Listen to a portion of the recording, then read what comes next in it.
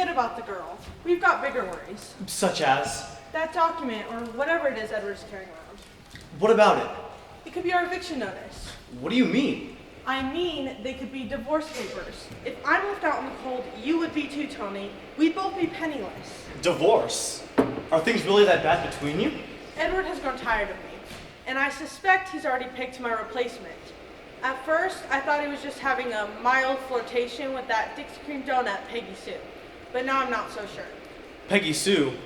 Well, she is a knockout, but you're more sophisticated than she is. More glamorous than she is. 20 years older than she is. That hominy-fed hussy has one thing I don't, Tony. Youth. And that's one thing Edward's money can't buy me. Edward's money? No, it should be your money too if he hadn't made you sign that agreement. But he did. I'm afraid the only way his fortune could possibly become mine is if he were to drop dead before he divorced me. Okay, hold it. That was pretty good. Kill the storm! You two can take a break. I'll call you back in a few minutes and introduce you properly. Hello. You've caught us at the middle of an intense moment. I was just working on a little scene. You'll see it later. I'm a writer. A playwright, to be exact. Well, that's not entirely accurate. I represent a playwright. I'm his alter ego, so to speak. This would be easier if I had a name. Let's see. Writer's alter ego. Writer's, alter. I know. How about Walter? Close enough? Fine. We'll call me Walter. Here's the deal. I thought you might find it interesting to see how I commit a murder. Now that's not a deal you get every day, do you? The easiest way to show you is to deconstruct the crime itself. So that's what we're going to do. Now, pay attention. Once you see how easy it is to knock somebody off, you might want to try and do it yourself. In your imagination, of course. The first thing I like to picture when I start a new play is the setting. I'm partial to old mansions like this one that's dark and gloomy. A room such as this creates the perfect ambiance for a murder to occur, don't you think? I like fireplaces and French doors. When the room lights go out, the pale embers and glowing moonlight creates just the right amount of low lighting to evoke a sinister atmosphere. For example, French doors also work well, as you just saw, if you wish to throw in a thunderstorm.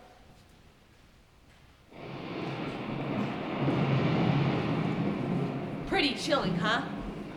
Though, I have learned to keep the storm effects to a minimum.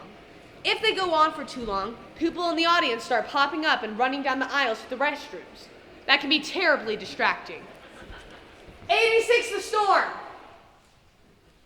I got the feeling you were just about to take off up the aisle. If you could hold it to intermission, I'd be extremely grateful. Moving right along, sliding doors are good, especially if you wish to throw in a sudden entrance. And I'd like to show the base of a staircase beyond, so you get the idea that the house is at least 2 stories high. Characters can go up and down them to their bedrooms, presumably. Another stairway over there, leading downstairs, leads to the kitchens and other rooms downstairs. A door right over there provides a sound effect for people coming into and going out of the house.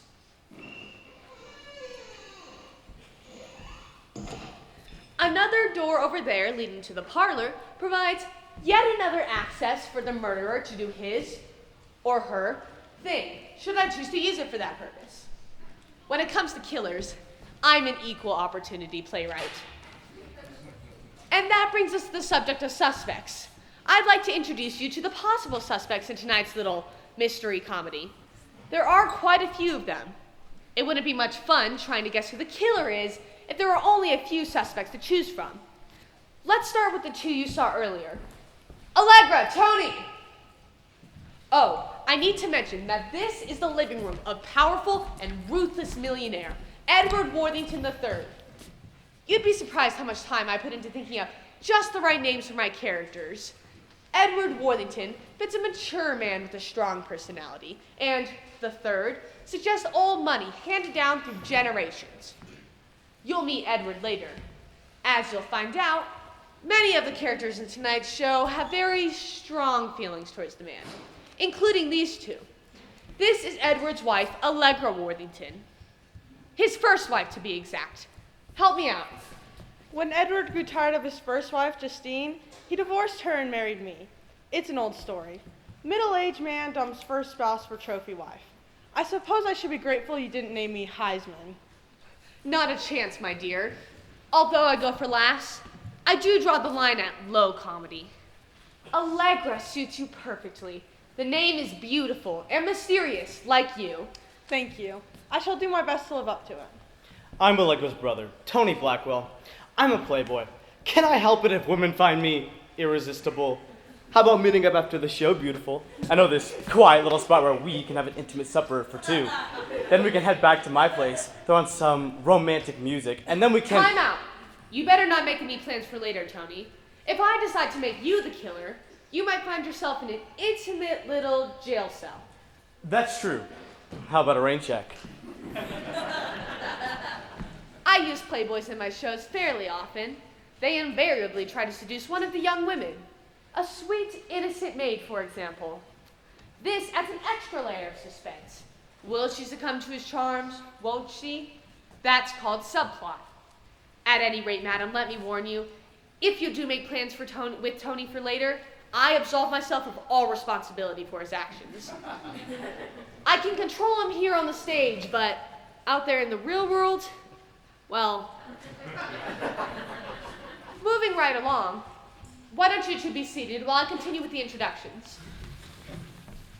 Justine, Deborah! Allegra mentioned Edward's first wife, Justine. This is she and her daughter, Deborah, a college student. Justine, what are your feelings towards your former husband? Despite that son of Remember, this is a G-rated show. all goods. When we married, I was young and attractive. I gave Edward a lovely daughter, Deborah. But when I failed to provide him a male heir, he could mold to become as heartless and hungry as he is. He made my life a living nightmare. Poor Mom. Father didn't mistreat me. He ignored me. When I was 6 or 7 years old, I had long curls that fell to my waist. One day I took a pair of scissors and chopped them off into a 1-inch bird cut. That's before girls ever considered such a style. Your beautiful curls. I thought maybe if I looked like a boy, then Father would pay attention to me. I don't think he even noticed. I might have been able to forgive Edward for what he did to me, but his behavior toward our daughter, I resent him to that till the day I die.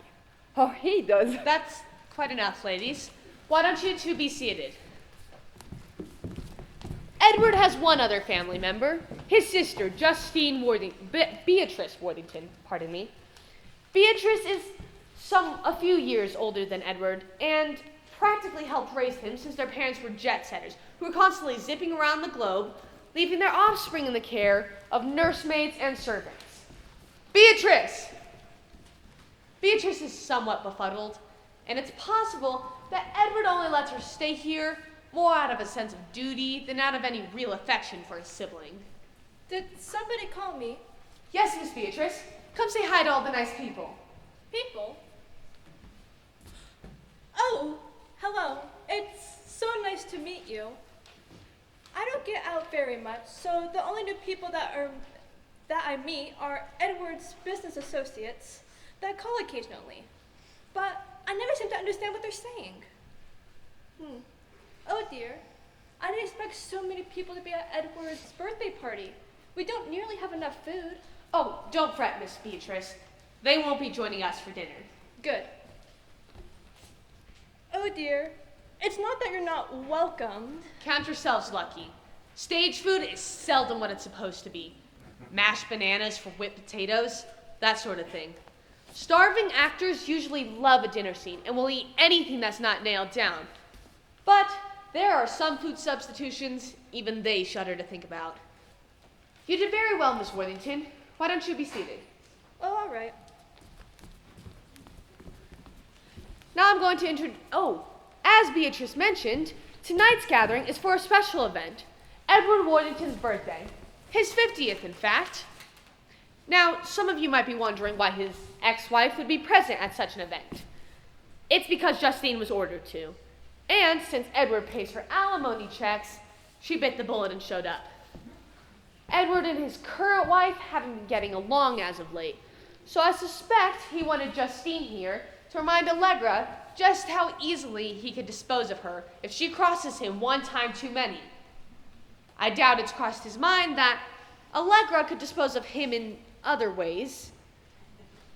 Maybe Brother Tony would be all too willing to help. But I digress. Let me introduce you to the rest of the party guests at tonight's event. Roy, Connie! Roy Phillips is Edward's business manager, which means he is in charge of managing all of Edward's financials, which include the vast fortune which he inherited from his father and the millions generated by Worthington Enterprises, a conglomerate of TV stations and other media-related companies. It's a sobering responsibility, which might explain why Roy has all the warmth and humor of a popsicle. If Edward wants to laugh, he can hire a comedian. I've worked for Edward for 20 years. My employer is brilliant at running his businesses, but relies on me completely to control his finances. Sometimes I wonder if he really appreciates how well I do my job. I'm sure you're great at it. They say behind every great man stands a great woman. That's a figure of speech, Connie. I thought, never mind. The great woman standing behind Roy, figuratively speaking, is his wife, Connie. They are as mismatched as a plaid shirt and striped pants. I say this because Connie is as giddy as Roy is somber. I'm not that bad. He's only saying that because I got lost in a super Walmart for an entire day. It could happen to anybody. I will add that she spent part of that time searching for her car in the parking lot. You've done that too, right? Roy, if you'll help Connie find her way over to the couch, we'll continue. Another guest at tonight's gathering is Peggy Sue Brumley. Peggy Sue! Peggy Sue is Edward's personal secretary and comes from Alabama, possibly with a banjo on her knee. I say that because Peggy Sue is your typical Southern belle. She goes by both her first and middle names. South of the Mason-Dixie line, you'll find lots of Peggy Sue's, Peggy Jean's, Peggy Lee's, Peggy Ann's, whatever. That helps to tear all us Peggy's apart, sugar lump. Well, shut my mouth. Say hi to all the nice people, honey child. Hi, y'all. I must admit, I have a great affinity for Southern women. They're charming and funny and very bright, though they're good at hiding that fact when they want to. Someone like Peggy Sue could easily get away with murder because no one would suspect a sweet young thing like her could ever be capable of such a grisly crime. Well, I certainly hope not. I don't know why Walter would even suggest such a thing. Murder indeed. The very idea just gives me the willies. Besides, you'd have to dislike someone heaps and heaps to want them dead, and I get along fine with everybody. Well, just about. And Edward? Edward? Edward can be extremely demanding at times, and real rude when he's in a bad mood. And he gets in bad moods a lot. I admit, he does ruffle my feathers sometimes, but you can't kill someone for having an unpleasant disposition, can you? Anything's possible. Why don't you join the family at the table? Sure, sweetie. Edward has one final business associate. Lawrence! Lawrence Tate is a lawyer, though that doesn't necessarily make him the villain of the piece. If he had been around in 1776, he could have whipped out the Declaration of Independence in 15 minutes. Thank you. I accept the compliment because it happens to be true. You could say that I'm especially adept in drafting the modern equivalent to the Declaration of Independence, to wit, divorce papers.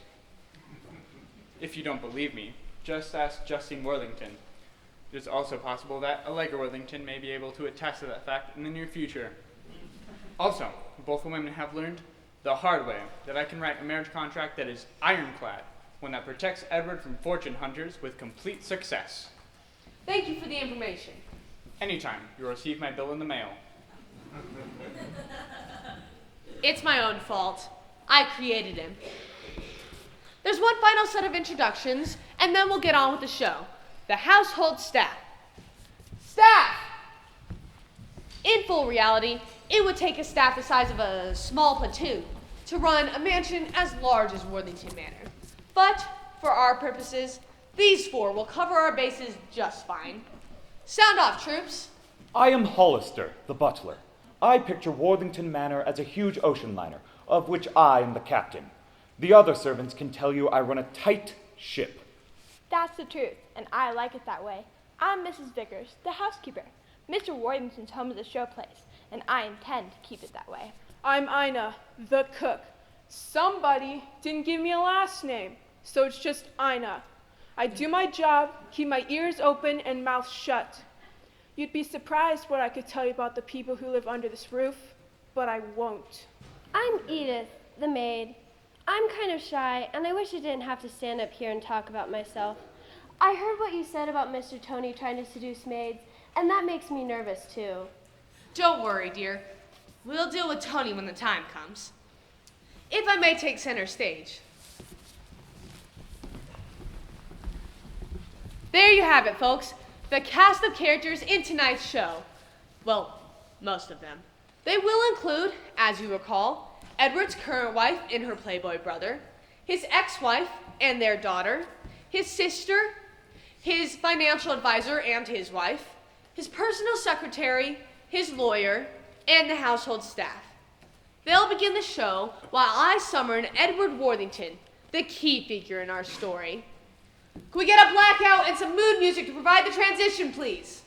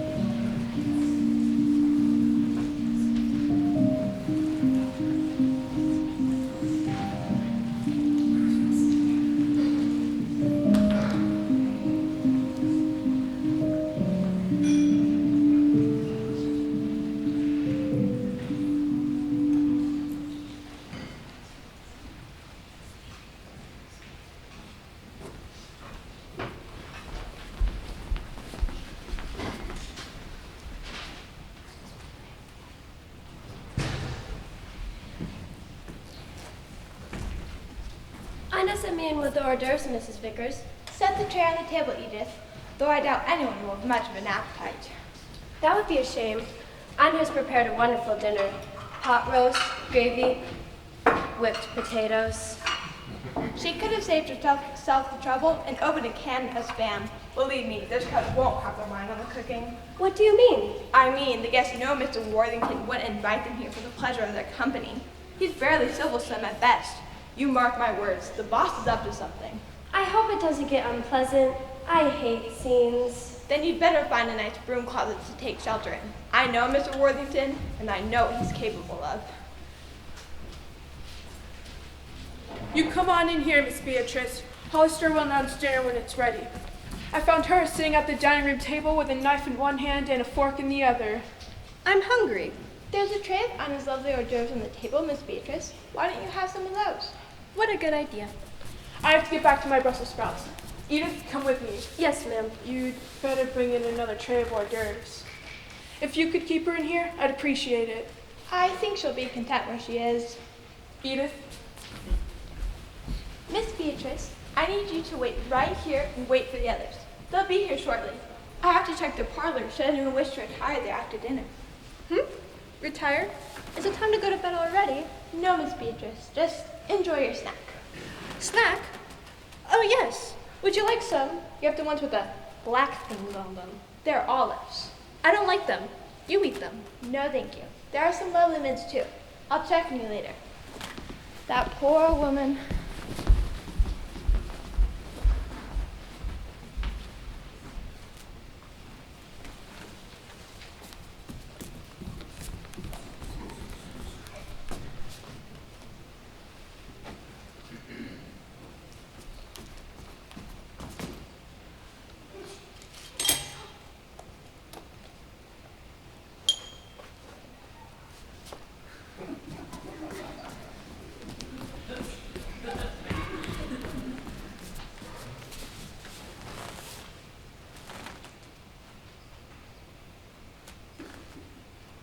Yes.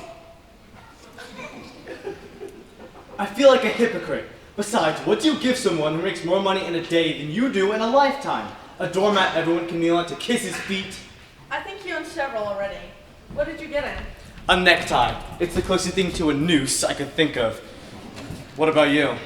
A gold-plated pen and pencil set. Since everything Edward touches turns to gold anyways, I thought that would be appropriate. Presents? Are those for me? No, Beatrice, they're for your brother. It's Edward's birthday. It is? It is!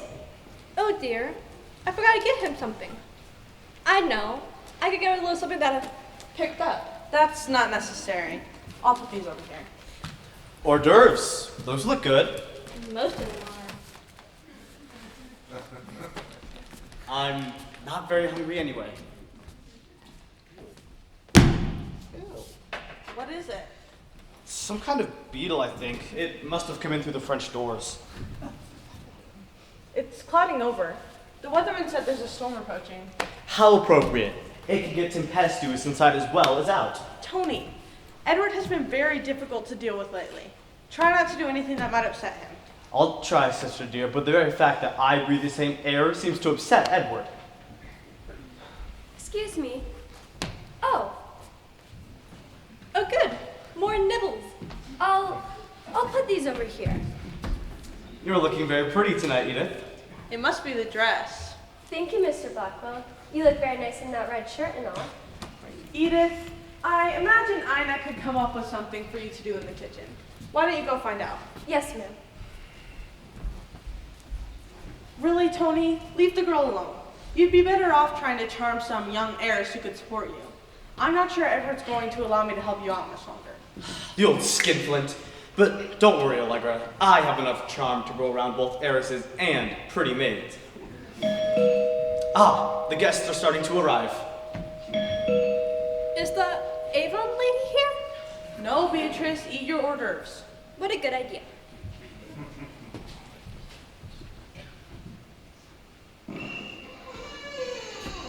Come in. Let me take your coats. Thank you, Hollister. The life of the party's here. The Phillips!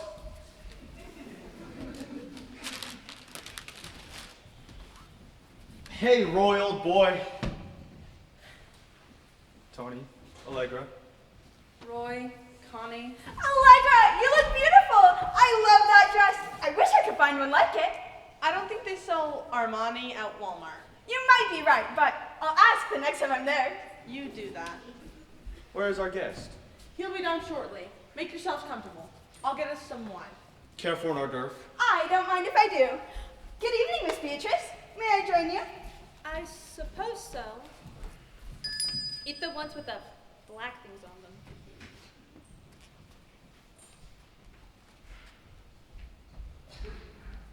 You rang, Mrs. Worthington? Yes, Edith. You can begin to serve the wine.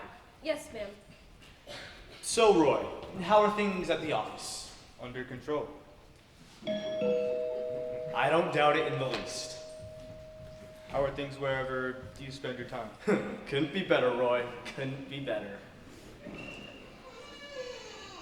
Come in, Miss Brumley. I'll have to get Edith to bring in some Southern Comfort. I'll take your coat. Or maybe a pint of Jack Daniels. Thanks a bunch, Hollister. Here, be a lamb and hold this. Miss Brumley! Evening, everybody. My goodness, Peggy Sue, that's the biggest present I've ever seen. What is it? For Edward, probably a money clip. Silly. Actually, it's a year's supply of caramel corn. The clerk assured me it wouldn't get stale. What does he care? He probably retired after he made that sale. Oh, it didn't cost a whole heap of liquor, honey. It's a token gift anyway. Edward already has everything his little old heart desires. Does he now? Roy, Tony, y'all look mighty spiffy tonight. So do you, Peggy Sue. Good evening. In fact, the opposite outlaw dressed like that on a woman. I'd say the combination could be highly combustible.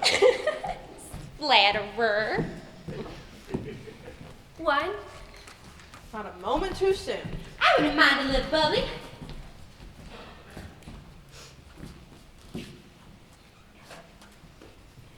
Mrs. Phillips? Thank you, Edith. Miss Beatrice, would you care for a glass? What's in it? Wine. Nope.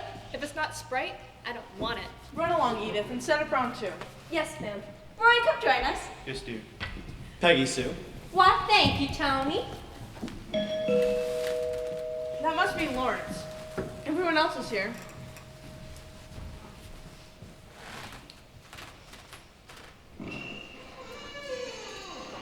Mr. Tate, You were right, Allegra. It had to be he or the delivery boy from Domino's. And I know for a fact Ina cooked roast, gravy, whipped potatoes. this way. Mr. Tate! Good evening, Lawrence. Allegra. Everyone. Good grief, Lawrence. Why do you have your briefcase? It's a party. Have you gotten to the point where you've attached that thing to your wrist with a pair of handcuffs like a diplomatic courier? No, Roy. There are some papers inside that Edward insists that I bring him. This is for him as well.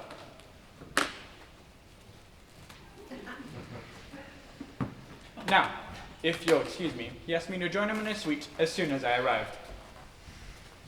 How typical of Edward. He never stops thinking of business, even on his birthday. What was that? If someone's stomach's growling, they keep the snacks with the black things on them.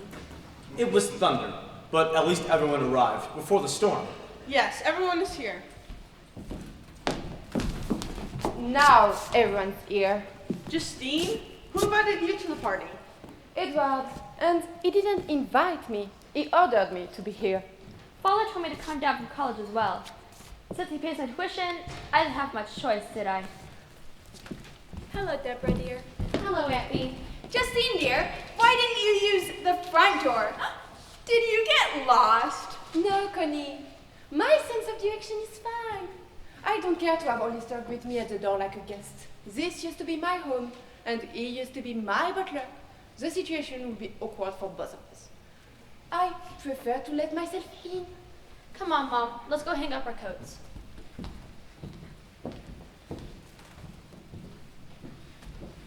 I've set games out in the parlor if anyone cares to play after dinner. Mrs. Vickers, Justine and Deborah Worthington just arrived unexpectedly. I'm afraid we'll need 2 more places set at the dinner table. It's done. I knew they were coming. Why didn't you tell me? You didn't ask. More wine, anyone?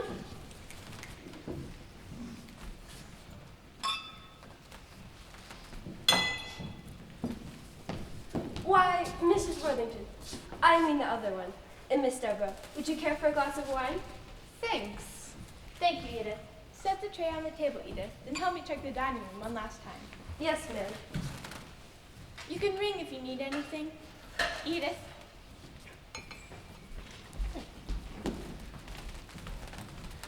Ina is a great cook, so at least we'll get a decent meal out of this fiasco. What's for dinner? Roast beef, gravy, whipped potatoes. That sounds good. Deborah, darling, why don't you and your mother join us? Sit there. All right. This will do fine. My, what a gathering. Edward's loving family and dearest friends. What a joke.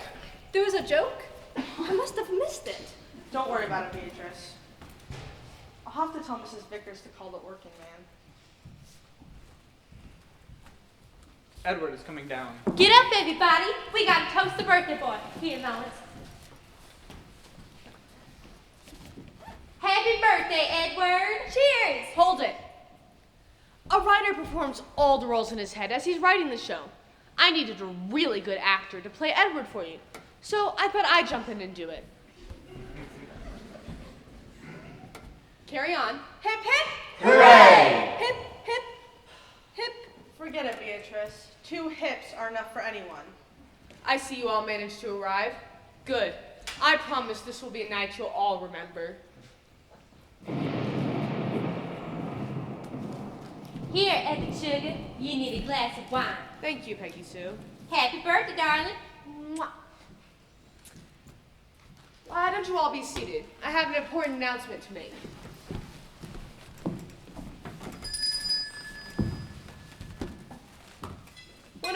reaches the half-century mark, it makes him wonder, where have I been? Where am I going? What do I plan to do with the rest of my life? You rang, Mr. Worthington? Yes, tell the other servants I wish to see all of you in here now. Yes, sir. As I was saying, what do I plan to do with the rest of my life? I intend to make some important changes, for one thing. Changes? What kind of changes? That's precisely what I brought you all together to discuss. Edith informed that you wish to see us, Mr. Worthington. Yes, remain with us, please. I have an important announcement to make to all of you. Each of you depends on me to provide you a living. And thus far, I provided for all of you very well.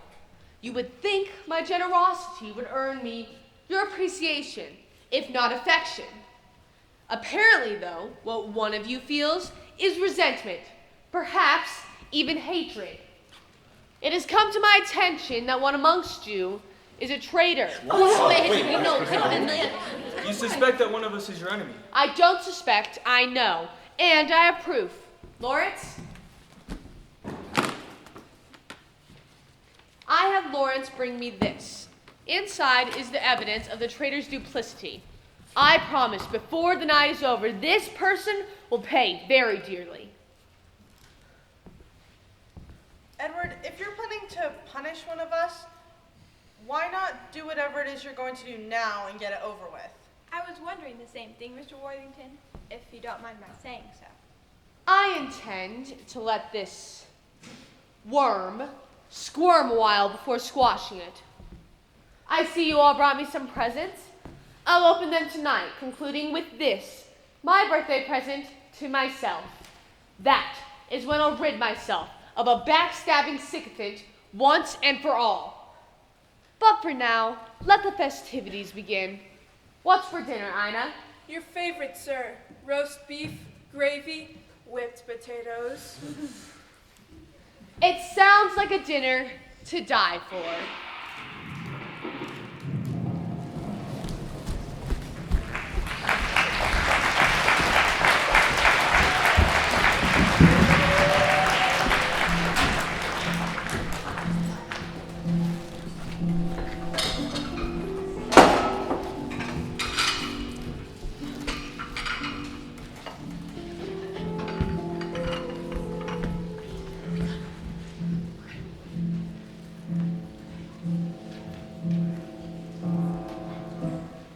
No doubt guessed, that was a blackout to show the end of Act 1, Scene 1. In some of my mysteries, that is the scene where I'll introduce you to the characters and give you an idea of their relationships to one another. The scene was a little shorter tonight, however, because they and I told you a little bit about them before the play began.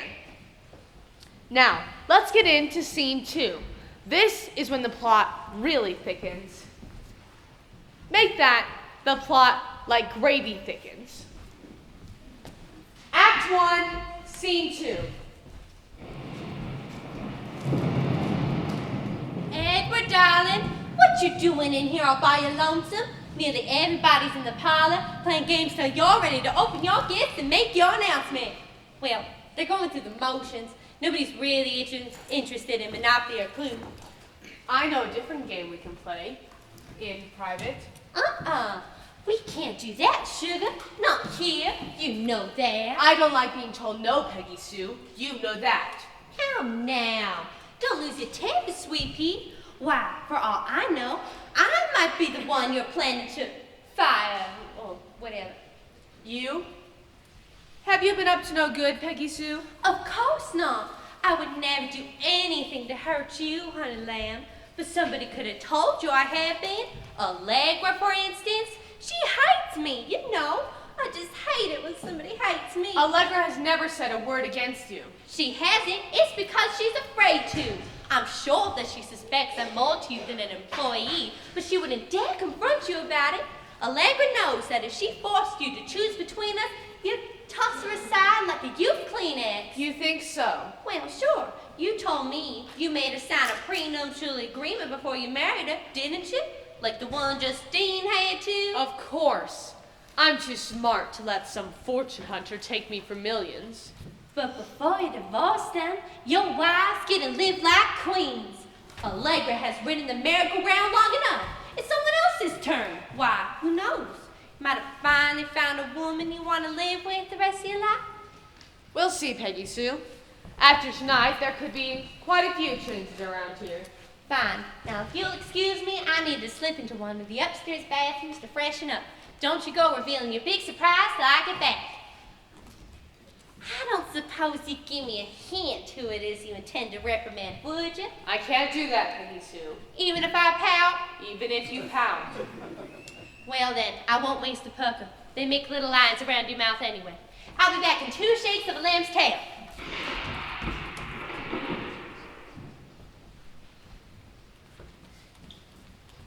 Here you are, Edward.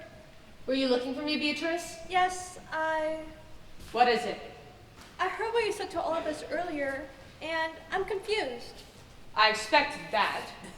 I believe you're angry with one of us, At least one. and you're gonna punish someone. That's my plan. I hope it isn't me. You? Have you been naughty, Beatrice? No, I don't think so. I try to be good. I try really hard. Then what are you worried about? Those papers, the ones I put in your pocket, I'm afraid they're papers to, what do you call them? To put me in a home. Commitment papers. Yes, that's it. You wouldn't send me away, would you, little Bubba? This is my home. I've lived here all my life. Both of us have. I don't want to go anywhere else. I'd hate to banish you, Beatrice, but if you've been really bad and need to be punished... I wouldn't. I haven't. We'll see. Do you know Mr. Jameson, Beatrice? No, I don't think so. Mr. Paul Jameson? Jameson. Paul Jameson. Oh, I've nowhere I've heard that name before. The other day, I was passing by the library. Your lawyer, Mr. Tate, he was in there. When he saw me, he said, "I'll get back to you later, Jameson." Very interesting. Yes, Mr. Worthington? My sister is tired, Hollister. I thought you might have Ina brew her cup of tea. I'll be glad to. Miss Beatrice, why don't you come with me? With you? I suppose so. Where are we going, Hollister? To the kitchen. We're going to have some tea. A tea party? If you would like. Oh, I would. That's a lovely perfume you're wearing. Is it new? Yes, it's called Primrose.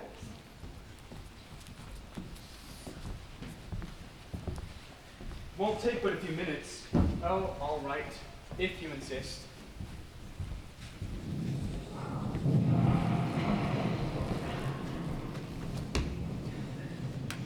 Oh, drat! The embers have gone out. So it was so important that you pulled me away from the table. I own Boardwalk and Park Place. If somebody lands on my property while I'm gone, I'll lose a fortune in rent. For Pete's sake, Lawrence, that's just a game. One that you were losing. I hope you're better at managing Edward's financial affairs than you are at Monopoly. So, what was it that you wanted to talk to me about? Those papers that Edward had you bring him tonight. What are they? Good grief, Roy. You know I can't answer such a question. How long would Edward retain me as his lawyer if I went around revealing privileged information? It's just... Look, you know he said something about there being a traitor here tonight? Well, I took some of Edward's funds, quite a sizable amount, and transferred it into an account in my name. Why would you do that? Because a major television station, one that Edward has been looking to acquire for quite some time, is going on the market. And if the owners knew that Edward was interested, they would double their asking price. So I made an offer in my name. And if they accept it, I'll purchase it and revert it to Worthington Enterprises. I see. Yes, now that I have explained it. But if Edward sees the funds and doesn't know why I did it... Say no more. You want some free advice? If I were you, I'd hang on to that get out of jail free card that you drew. This is no joking matter. You're right. Why are you telling me this? Why not tell Edward? If I'm not the one Edward suspects of betraying him, then there's no need to bother him about it. And why draw attention to it if you don't have to, right? Well, yes. So why can't you just tell me if those papers are about me? I don't know. What? I have no idea what's in the envelope. Edward instructed me to go down by his office on the way here and look in his desk drawer, take out the blank envelope with the wax seal. He told me to bring it here and show him I have it immediately upon arrival. That's what I did, I thought you knew. as did everyone else, I expect. Edward could have brought the papers home himself. I figure he had me bring them to make a point of having me hand them to him. Stir everyone up. The truth is, I'm just as much in the dark as you are about its contents. So the papers could relate to you as well as anybody else. Me? I haven't done anything to feel guilty about. My conscience is clear. Is it really? Roy! The game's over. Justine won. I would have, but I hid my money and forgot where I put it. Oh, here it is. Silly me. I must have deposited it in my bra. Now I'm flat busted.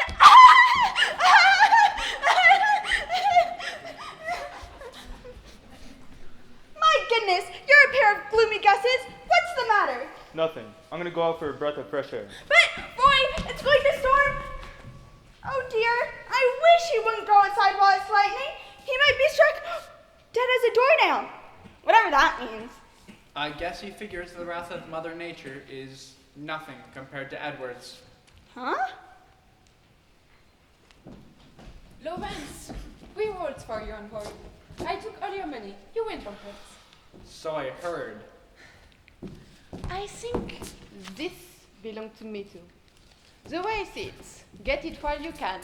Edward tells me that. Don't, Mom. Don't worry, dear. I hold my temper.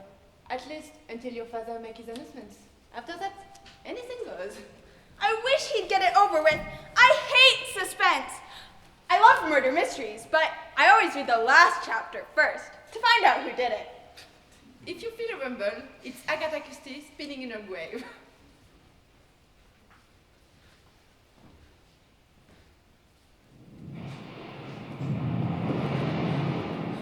Calm down, Aggie. Murders make me nervous, and when I get nervous, I broke out on hives. It's just awful. I'm sure it is. It's a good thing calamine lotion is so cheap. So, Lawrence, what about telling us what's in the envelope Edward is carrying who never ought to be? If you had one, I'll make it worth your while. Roy was wondering the same thing just moments ago. As I told him, I don't know. You don't? Why should you be concerned, Deborah? Well, Father told the college to send me a copy of my grades each semester. Not that he cares about me. He's more interested in how his money is being spent. But, well, lately, I haven't done so hot in most of my classes. And you're worried that he might cut off your tuition? Yes. If he tries, I cut off his head. Oh my goodness! We won't know what he's planning to do until he decides to tell us. Until then, the contents of the envelope will remain a mystery.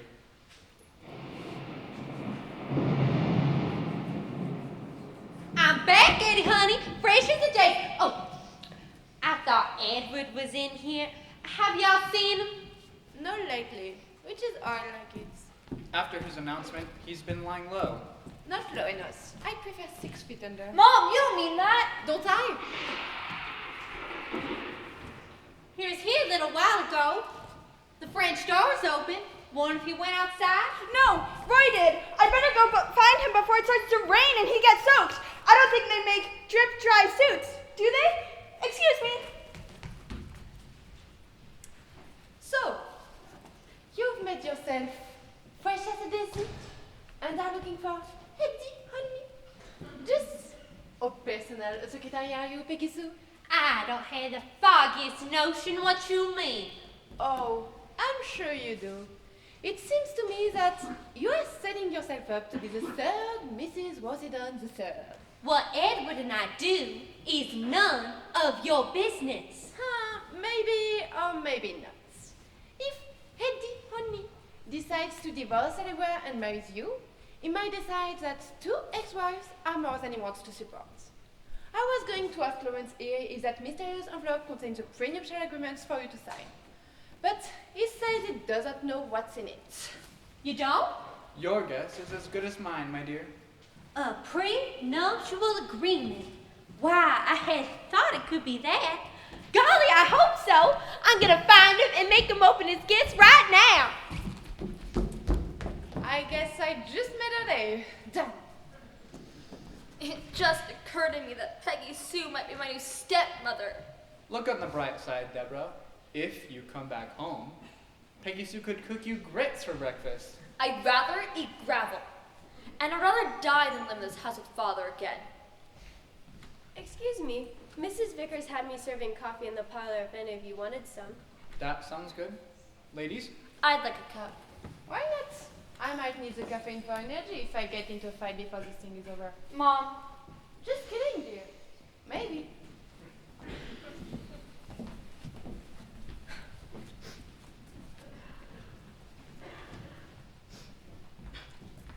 I was wondering when I would catch you alone. Oh, Mr. Blackwell. It's Tony. Mrs. Vickers said. Never mind what the old dragon told you. She's not around.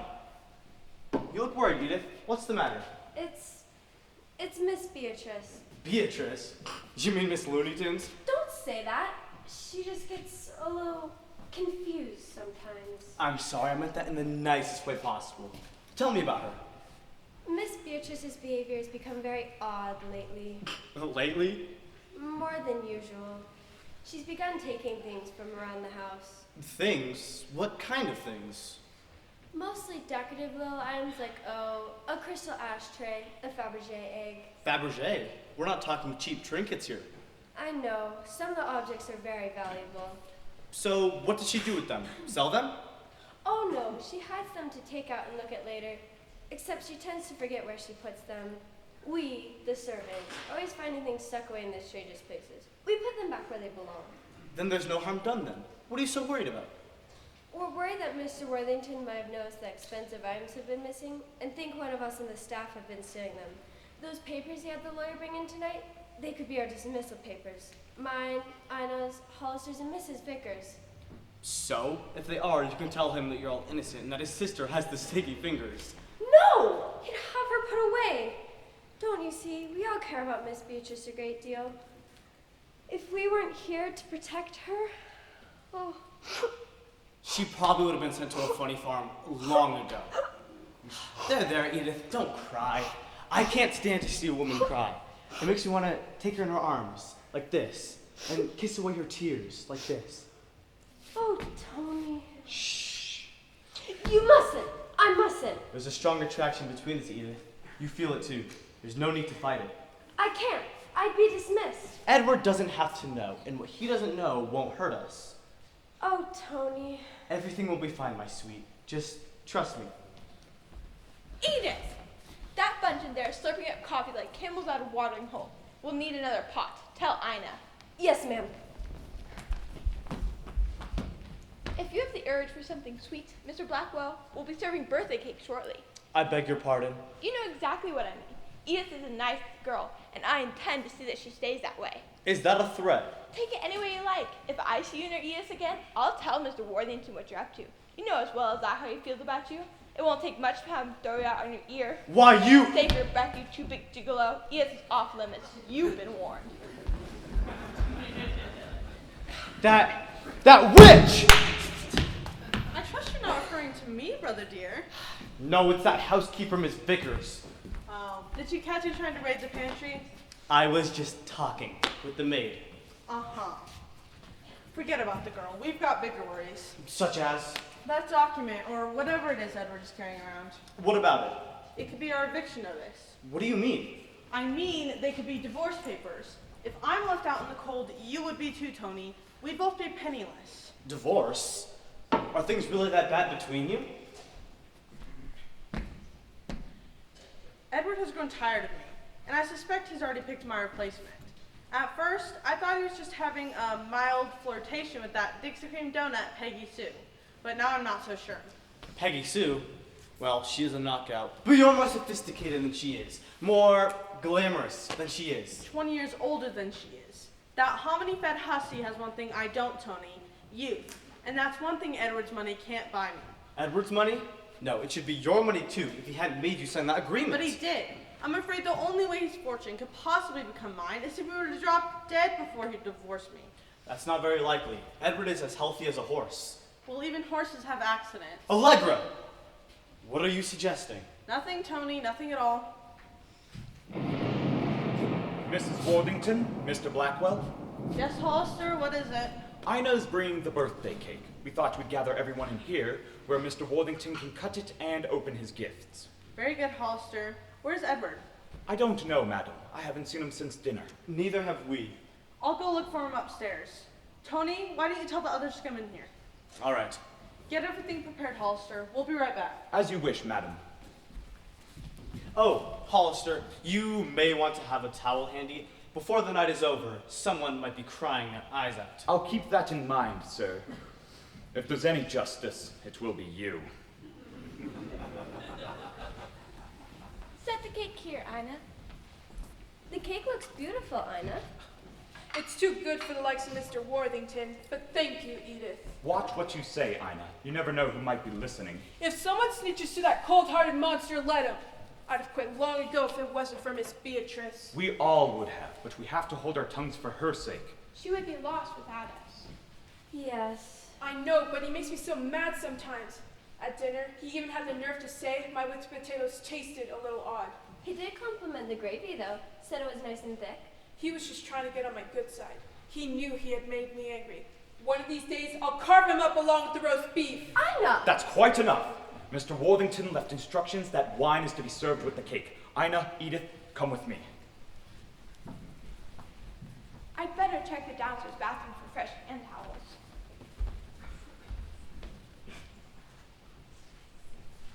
Well, well, my little envelope has created quite the stir, just as I figured it would. Seems everyone in this house has a lot to pay for. And they will before the night is over. We just made it! I told you the rain wouldn't hold off much longer. Oh, Edward, before we went out for some fresh air, I had to find him. And you did? Well, miracles never cease. Oh, you're teasing. It wasn't easy, though. You have such a large estate. Which, fortunately, I can afford. Can't I, Roy? I mean, all of my affairs are in order. Of course. Why do you ask? I haven't gone over the books with you in quite a while. I think it's about time we did that. Say sometime next week? As you wish. I'll schedule sometime Friday afternoon. Monday, 9 o'clock sharp. Whatever you say. The storm, it's getting big. It's party time. Everyone sit down.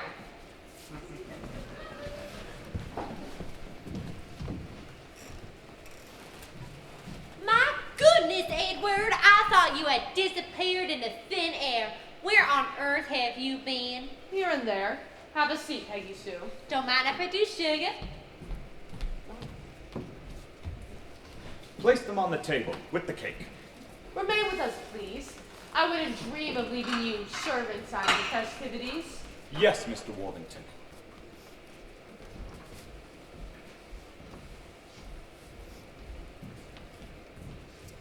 And last to arrive, my devoted wife, Allegra. Sit. The moment you've all been anxiously awaiting has arrived. But what should I do first? Cut the cake or open the present? I would advise in the gifts, sir. Definitely go for The gifts? Are you sure? The cake looks so good. I know, what? You've really outdone yourself. Glad you like it. I don't know if I can resist it until later. What kind of cake is it, Ina? Devil's food. Oh, I'm frightened. I suspect you're not the only one. For heaven's sake, Edward, stop toying with us. You know no one cares about the cake or wine or the stupid gifts. Just tell us what's in the envelope. So you prefer cutting the chase to cutting the cake, do you, my dear? Very well. A harmless little envelope. But what a commotion it's caused. Of course it has, Edward. You did someone's fate in your hands. More than one person's, possibly. How right you are, daughter. How right you are. Tell us whose, Edward. We're all dying to know what's in that envelope. Get on with it. Please. If you insist, I'll let you do the honors, my dear. Open it.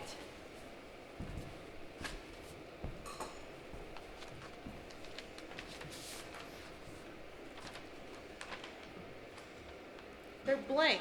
What? Wait, what? Explain. Is this your idea of a joke? Not at all. Sit down. I've suspected for some time that some, if not all of you, have been plotting against me. I figured it was time to get everything out in the open. And I did. How did I accomplish this, you may ask? With a little party game I devised. Let's call it the envelope game. By making you think there were papers inside that could expose your deceitful nature, each of you portrayed your worst fear onto the envelope and discussed it amongst yourselves. All I had to do was stay out of sight and listen, and they all came tumbling out. Your little secrets.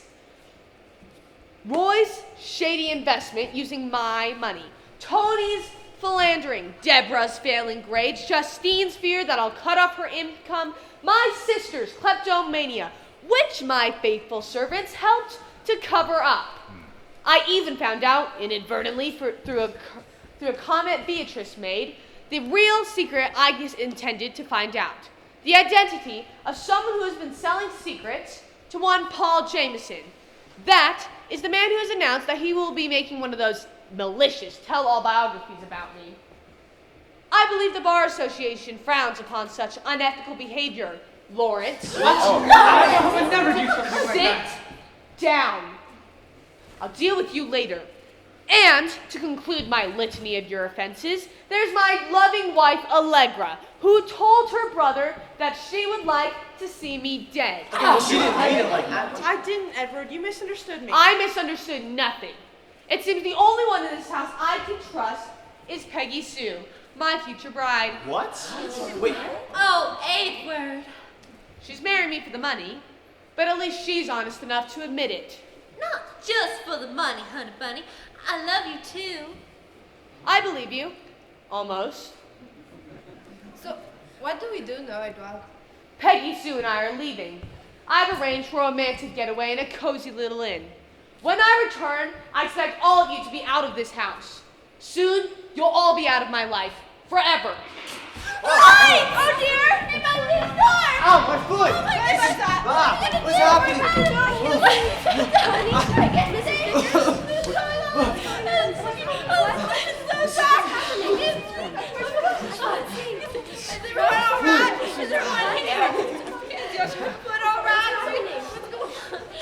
Everyone, please remain calm. We have an extra generator for such an occurrence. It'll turn on any moment now. There, you see? I do now!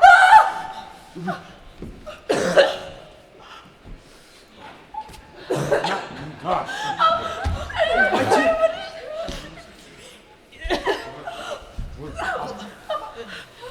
Sir, someone check on him. Come on. He's dead. Freeze! Now, wasn't that exciting? Corn syrup and food coloring. I'll probably get a sugar rush like you wouldn't believe. That was the end of Act 1. You will notice I did delay the rain until later. You're welcome.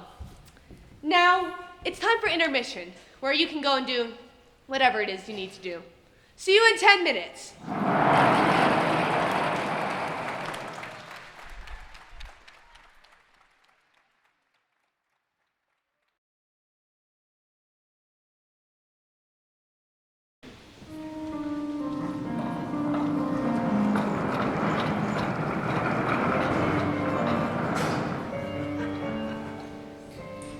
So, Edward Worthington III is dead, and one of you killed him.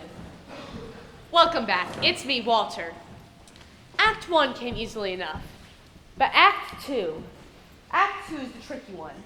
A murder has been committed, and now it must be solved. In some of my mysteries, I'll isolate the characters, say, on an island, or a mountaintop, or in the woods during a blizzard. The murderer will cut the phone lines, trapping everyone there with him or her. In these types of situations, the murder is usually solved by an amateur sleuth among them. Miss Marple or Jessica Fletcher Wannabe, for example. In other situations, however, I'll bring in a homicide detective. I'll be playing just such a character, Lieutenant James McMillan. If you've been taking notes on how to commit a murder, You should have written down that you need to provide all of your suspects with motive and opportunity to do in the victim. Everyone in tonight's show had a motive to kill Edward, except Peggy Sue, who stood to gain access to a vast fortune had he lived. I have rotten luck. Not as rotten as Edward's. Ahem. As I was saying, all but Miss Dixie Cup had a motive to kill Edward, and they all had the opportunity to stab the man in the back. Literally. In case you're wondering how we created that great little special effect, during the blackout, Connie hid the knife under a napkin, while Roy grabbed a matching knife handle and stuck it onto a harness on Edward's back. Edward pulled a blood capsule out of his pocket, stuck it in his mouth, and bit down. Simple, huh? But I digress.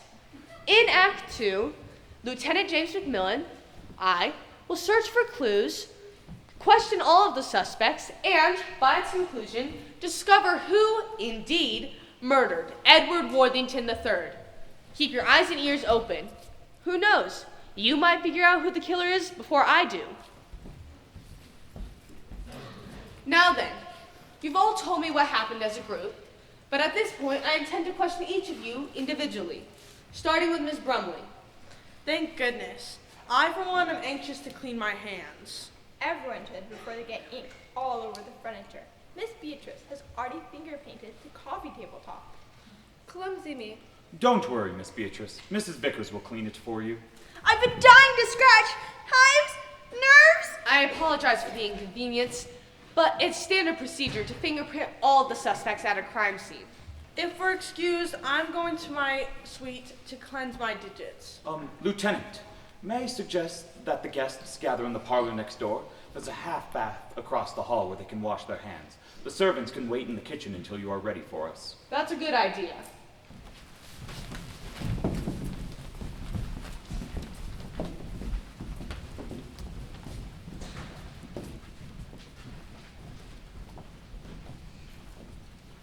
Well, what would you like to know, Lieutenant? Let's see. You said you were Edward's personal secretary. How long did you serve in that capacity? About 6 months, I guess. I mean, I've worked for Worthington Enterprises for a couple of years, but when Edward's personal assistant retired last June, he pulled me out of the secretary pool and gave me her job. I see. Obviously, your relationship became very personal if he expressed his intention to marry you tonight. What can I say? It happens. I would have made Edward a good wife, Lieutenant. Better than that. Ice Cube he was married to. Allegra can shoot you a look that would give you a frostbite. If I had to guess, I'd say she was your murderer, Lieutenant McMillan. Possibly, but it's been my experience that a jilted spouse will often strike out at the competition. In this case, you. You mean you think she would have gone after me with that pig sticker? Golly, the idea just gives me the shivers. Whew. Miss Worthington might well have killed her husband. I'm just saying there are other possibilities. I have to admit you're right. I'd rather stitch my lips shut with a sewing machine than say something bad about anybody. But Allegra's brother, Tony, could have done it for her. Oh, he's a charmer, but I wouldn't trust him any further than I could throw a pigskin with a pig still in it. And Roy and Lawrence had good reason to kill Edward, too. He was going to fire both of them. And he threatened to bring criminal charges against Roy, as well as report Lawrence's dealings with the writer Jameson to the Bar Association. So I noted. His ex-wife and daughter, sister, and servants all had motive to kill the man as well. Mrs. Phillips might have killed him to protect her husband. If there's anything worse than having no suspects in a murder case, it's having too many. Well, thanks a whole bunch. Can I go home now? I'm about to absolutely collapse from exhaustion. But before I do anything else, I have to look over the classified ads. The classifieds? Why, yes, Lieutenant. When I lost Edward, I lost my job. If Allegra's going to take over Worthington Enterprises, you can bet your boots the first thing she'll do is give you the axe. Whew. I wish I hadn't said it like that. I gave myself the shivers again. A goose just walked over my grave. I beg your pardon? That's what we say in the South when we get the shivers. A goose just walked over my grave. It's a quaint expression. though I don't see how anyone could associate poultry with the hereafter.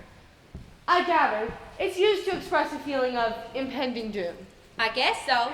In that case, I bet a whole flock of geese stomped over Eddie's cemetery plot a few hours ago. Anyway, can I leave, Lieutenant McMillan? I'm afraid not. I might have some more questions for you after I speak with the others. Sorry. That's okay. I'm happy to do whatever I can to help. I'll be in the pile if you need me.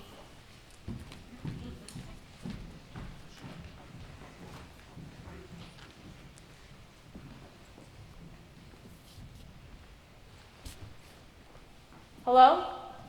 Pete? McMillan here. How are the fingerprints coming? That's it? The only fingerprints that weren't smudged were the victim's and his wife? That's too bad. Everyone saw him hand her the knife to open an envelope. What? You found traces of what? That could be a vital clue. Excellent work, Pete. Yes, there's only one suspect who logically could have left it there. But if someone else, I'm afraid not. They've all been fingerprinted, as you know, and are washing their hands now. There goes the evidence, right down the drain. If I'm going to find out who murdered Edward Worthington, I've got my work cut out for me.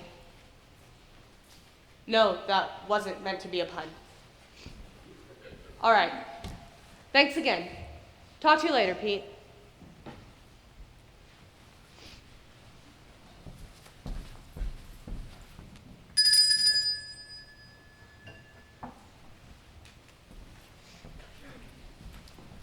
You rang, sir?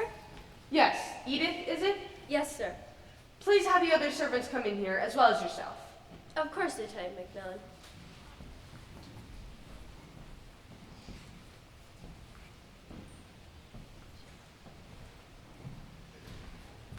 You wish to see us, sir?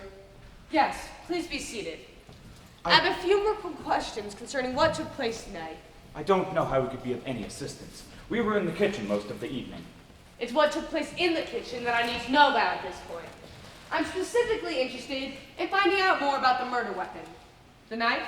My knife? What about my knife? Where is it usually kept? In a butcher block. It's part of a set. It's seldom there, though. It's Ina's favorite kitchen tool. That's true. I use it to slice and dice everything. Not including people, if that's what you're thinking. I'm not thinking anything at the moment. A good sharp knife is hard to come by.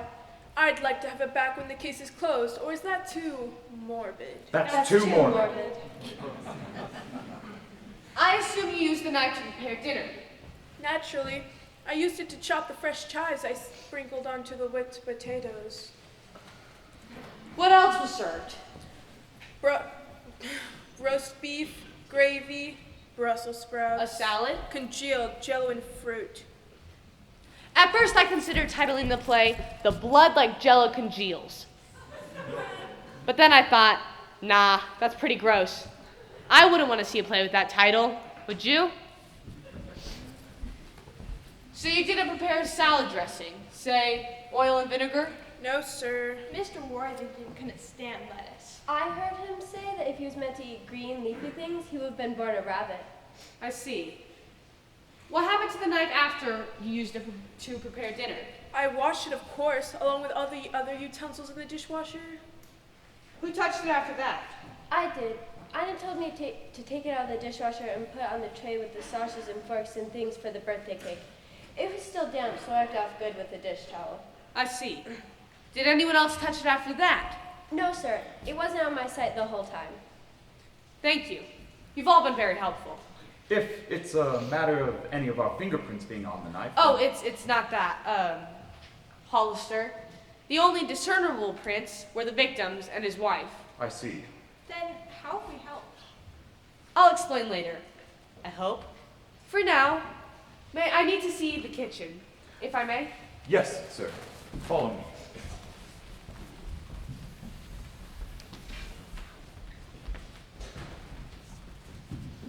Psst, Edith! Tony, what are you doing here? Just keep your voice down. Were you eavesdropping on us? Of course not. I just happened to be listening in that direction. So the murderer didn't leave any prints on the knife?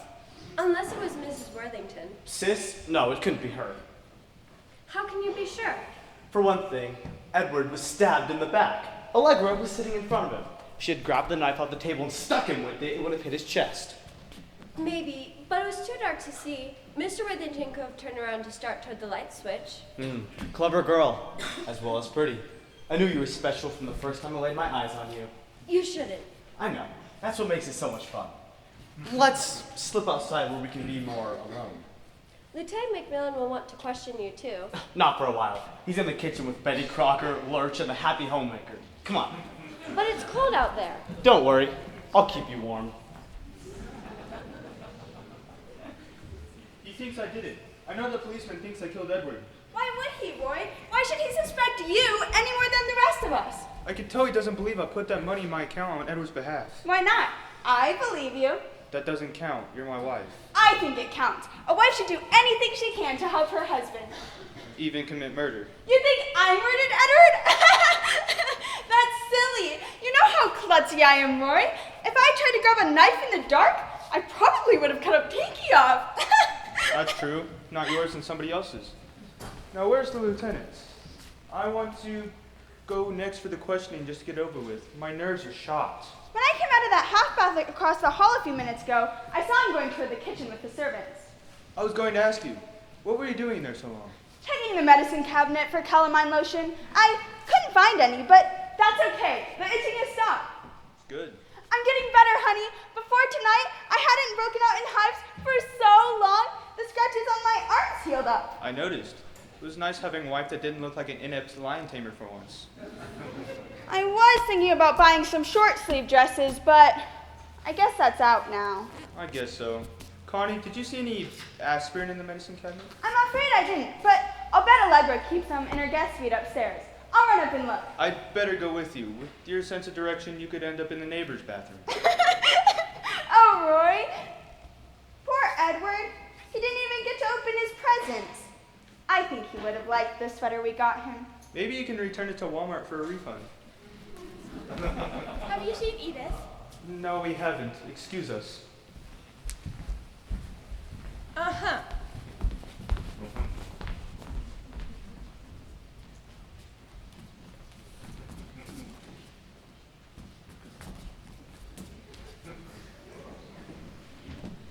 There's got to be something in here to put them in. They were on the old table? Next to the half bath. I'm sure they were there when I went in. When I came out, they were lying there in a clump. Here's a vase. You can put them in it. All right. There's something inside. What? They look like colored pebbles. No problem. So, where's the detective? I don't know. Shouldn't we wait in the parlor until he's ready to question us? Why? Nobody else is. I wish we were poked Edward would face up so we could all go. But I don't suppose that's likely to happen. Mom, you didn't do it, did you? Kill father? No, dear. I can't take credit for that, so I strains to lots of time. I know I was always cutting him down, but I didn't do it literally. Let's hope you can convince Lieutenant McMillan of that. He seems like a pretty smart guy. The lieutenant should realize that if I had been going to knock off Edward, I would have done that years ago, when he left us to marry Allegra, the shark woman. He had that time proving that I killed my ex in a fit of anger that lasts 10 years. If anyone could hold a grudge that long, you could, Justine. Except you wouldn't have needed a knife. With that sharp tongue of yours, you probably could have licked him to death. Well, speak of the devil, and she appears. Still here? I'm surprised you didn't make the most of the opportunity and run out to buy a new black dress. With what? I don't have any money of my own, and I'm sure Edward's accounts will be frozen for quite some time. Good point. Speaking of money, the fact that he was supporting Deborah and me should be a proof that I didn't kill him. I'm not dumb enough to slay the goose that was laying the golden eggs. But tonight he threatened to cut off your income. I know, but he's done that for years every time I ticked him off. Which was often. If he actually did stop my in the check, I might consider homicide. But not until then. Oh, the day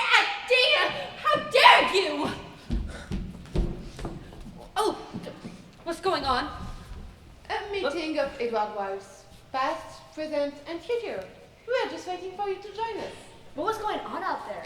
This snake in the grass lawns just made a pass at me. Peggy Sue! Keep your still hands to yourself!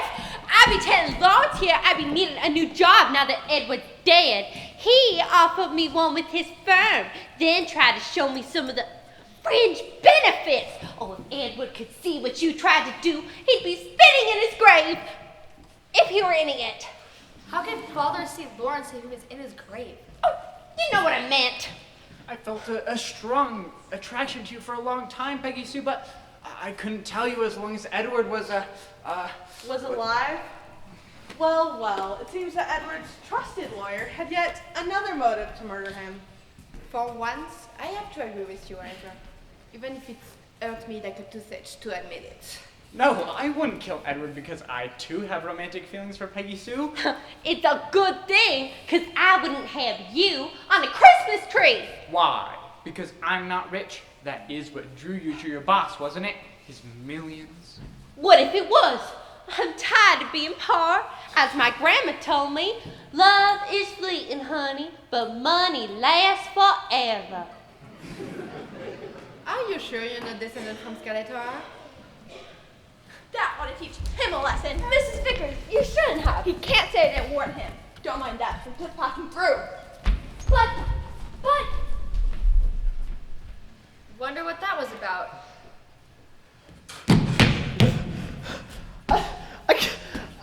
I can't believe she did that. Tony, your nose. It's nothing compared to what my eye is gonna look like. Maybe next time you listen to me. Come on, I'll wet a towel in the half bath and clean it off. Doesn't anybody use the front door? When I lived here, we used the front door all the time. You men, you're all alike. What? I'm not like Tony. I was only trying to comfort you. Sure you were. If you had comforted me anymore, my daddy would have to come after you with a shotgun. Everyone's back in here. Are we playing a new game? No, Ampy. We wouldn't dream of playing a game without you. That's sweet of you, Deborah. One of these days, I'm going to surprise you and win you one. Are there any nibbles in here? I was saving room for birthday cake, so I didn't eat very much dinner. Then nobody cut it. I noticed. You picked at your roast beef and you even touched your whipped potatoes. There was some mint in here earlier. Now, where did they go?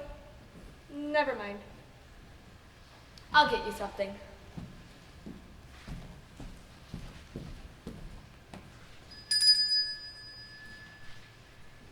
Come sit on the sofa, Aunt Bee. I have to make a call, if you'll excuse me. Gladly. If I had to guess, I would say he's going to tell that writer the good news. Good news? What good news? That Edward has left to meet his maker. On second thought, I doubt that's where he's headed. Anyway, Lawrence is a very lucky lawyer.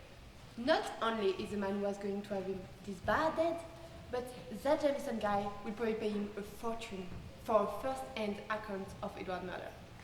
In a climate like that, Edward Washington III's biography will be a huge bestseller.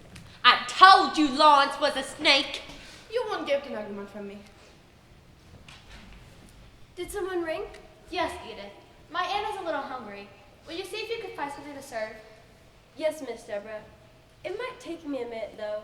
That police detective is searching through everywhere in the kitchen. The cabinets, the refrigerator, everywhere.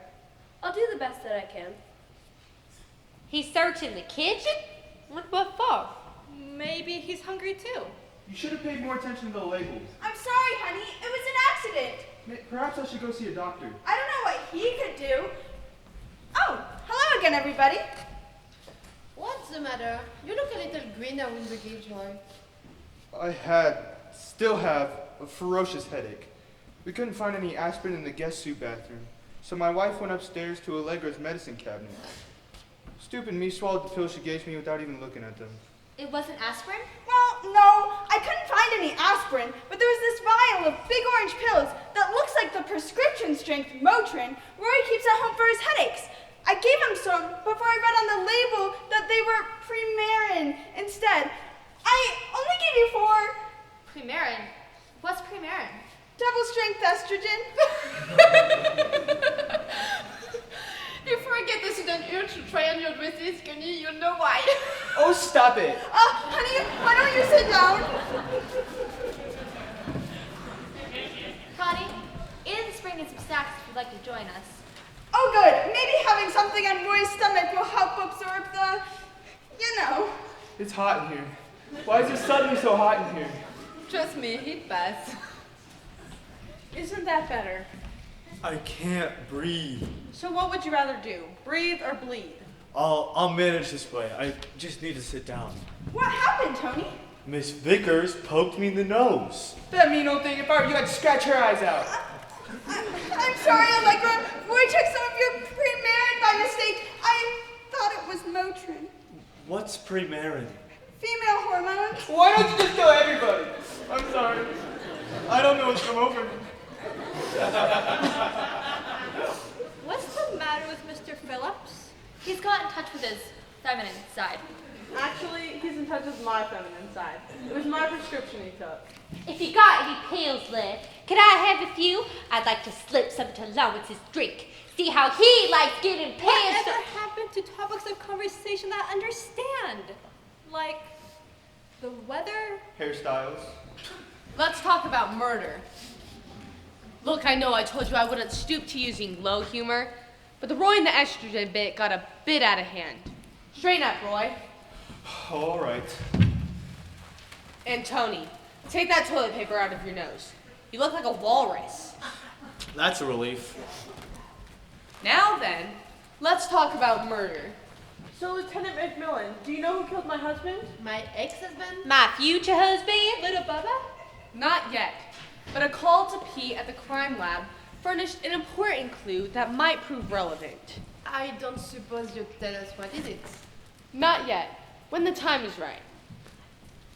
Excuse me, Lieutenant McMillan? Miss Deborah said that Miss Beatrice was hungry and requested we bring in some food. May we? Certainly. Miss Vickers, it seems all of the household has migrated back here except for Mr. Tate. If you could fetch him, please. Yes, Lieutenant. The snake slithered into the parlor a few minutes ago. Servants, if you'll remain with us as well. Yes, sir.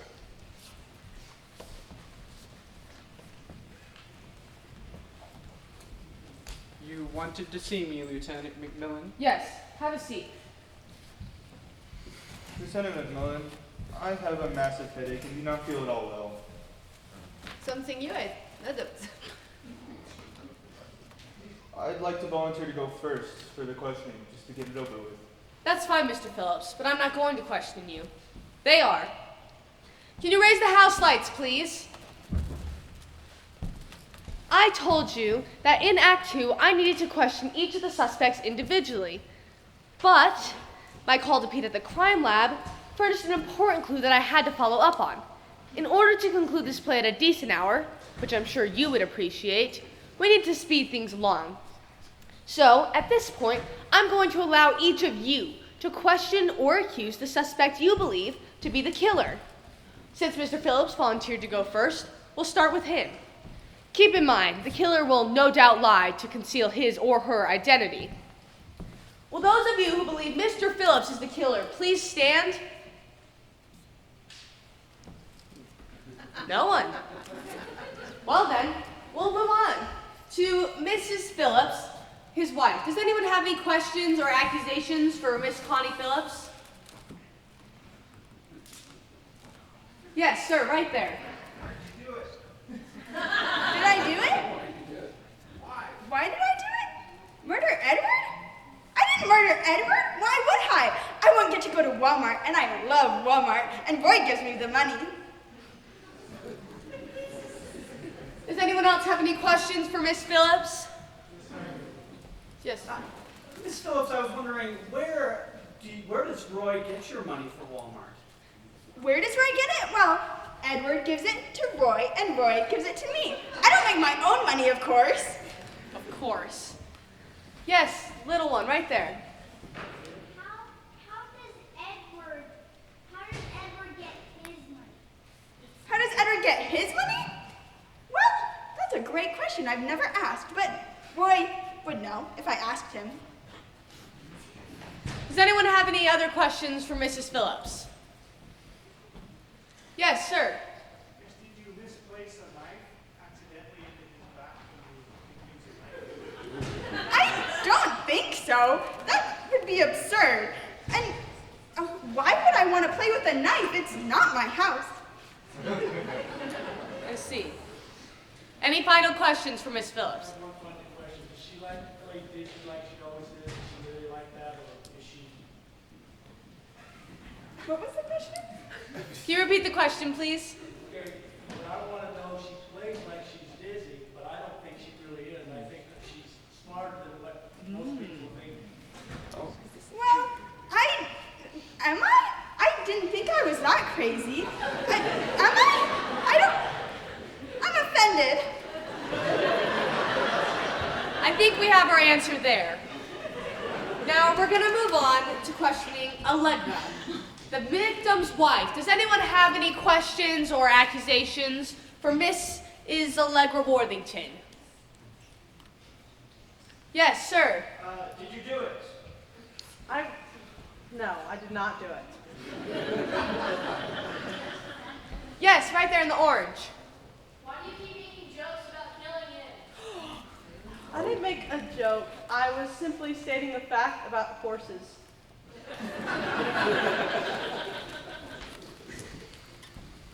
No one else has questions from the victim's wife? Yes, ma'am. Why did you marry him? I married him for many reasons. Because of his lovely personality and yes. All right then. Anyone else? Yes, sir.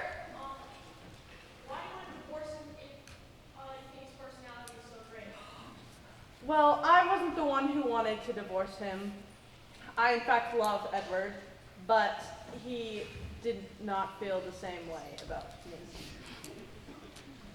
Yes, sir. Who decided to inherit all of Edward's money? I'm not quite sure. You'd have to ask his lawyer. Anyone else have any questions? Okay then, we're gonna move on. We're gonna question now her Playboy brother Tony. Does anyone have any questions or accusations for Mr. Tony Blackwell? Yes, sir. Were you also in love with Edward? Sir, I am offended that you would even ask me that. No, I love women. Thank you for asking them. Does anyone else have a question for Tony Blackwell? Yes, sir. How do you keep your hair so nice? Oh, I got it done in Florida. Thank you for asking. Yes, sir. Tony, what are you going to do if the divorce has gone through? I don't know. I've never had a job in my life, so I don't have many talents, so I'm not sure. So you really need it. I wouldn't need Edward dead because he gave me this whole house and Allegra gives me his money, so I really have no reason to kill Edward. Until divorce. No.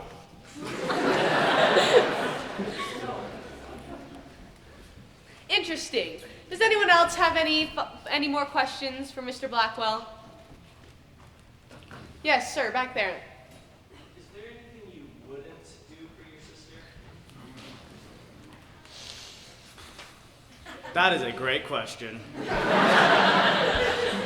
I love my sister, but murder is a really big ask, so I'm not sure. I saw another hand somewhere. Yes, right there. What is your personal opinion on your brother? On Edward? Yes. Well, we have never really gotten along, but he has supplied me with this house, and so we have our ups and downs. Yes, right there. How's your nose feeling after that encounter with the staff? Not well. Thank you for asking. Anyone else have final questions for Mr. Blackwell? Yes, sir. Why do you keep referring to it as your house when Mr. Worthington was very clear about this being his house. I didn't even realize I was doing that. This is his house, and I love it. Was his house. It was his house. You are right. Until he died. And anyone else have questions for Mr. Blackwell? Yes, right there in the back. Excuse me? What kind of cologne are you wearing? Axe body spray. All right then, if there are no further questions for Mr. Blackwell, we're gonna, oh, one more, yes sir. What did you do before your sister married him? Well, I was younger then, and she practically raised me, as she is much older than me. So, I just kind of lived. I never had a job, as I stated earlier. So, not much. Do you have a criminal background? We can talk later. Interesting. If there's no one else, we're gonna move on to Mr. Lawrence Tate. Does anyone have any questions for Edward's lawyer? Former lawyer? Yes, sir. Who inherits the estate? I cannot disclose this information at this current moment. Anyone else? Yes, sir. What were the secrets you were selling? Well, they're secrets. I can't tell you. Yes, way there in the back. But the secrets, why would you sell them? I plead the fifth. Yes, sir. What is your attraction to Miss Peggy Sue? Oh. Well, after the recent events regarding her, I cannot say much.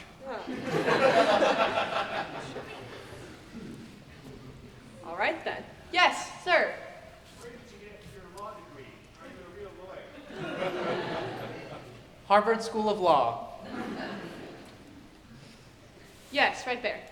Are you just saying these things because you are a lawyer? No.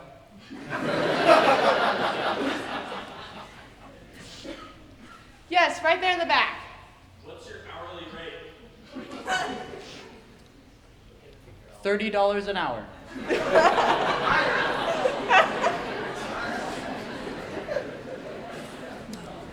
Yes, way back there.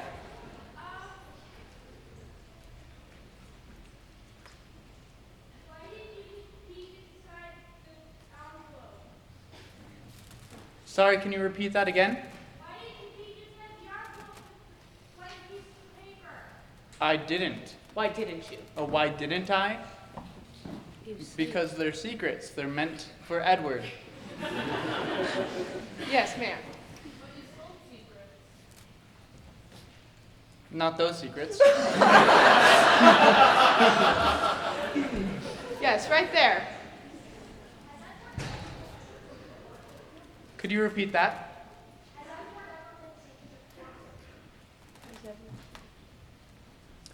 I'm sure he has, but I'm a marriage lawyer, not an attorney.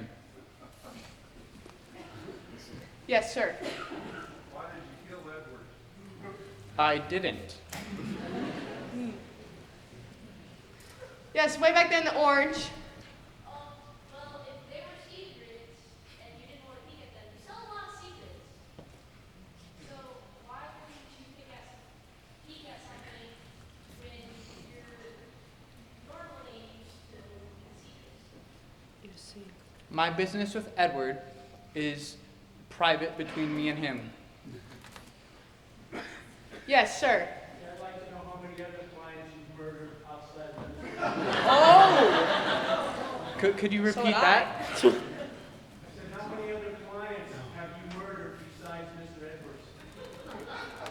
First of all, I did not murder Edward. And second of all, he's been my only client for the past 30 years. Yes, sir. Given your Harvard education and your highly analytical mind, I'm sure that you have surmised who killed Edward. So who do you think killed Edward? I do have my own suspicions, but I'll leave the accusations to Lieutenant McMillan.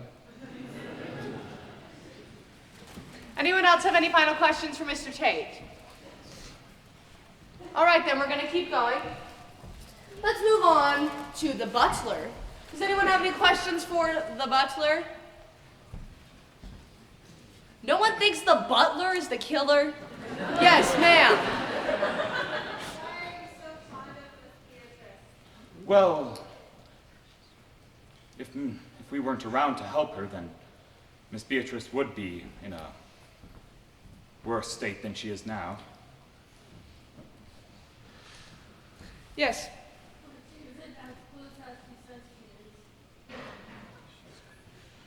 I don't know. I haven't pressed her on that. I believe it is actually a sore subject. Yes, right back there. How long did you work for Edward? I have worked for him for over 30 years, similar to Lawrence. Yes, sir, way back there.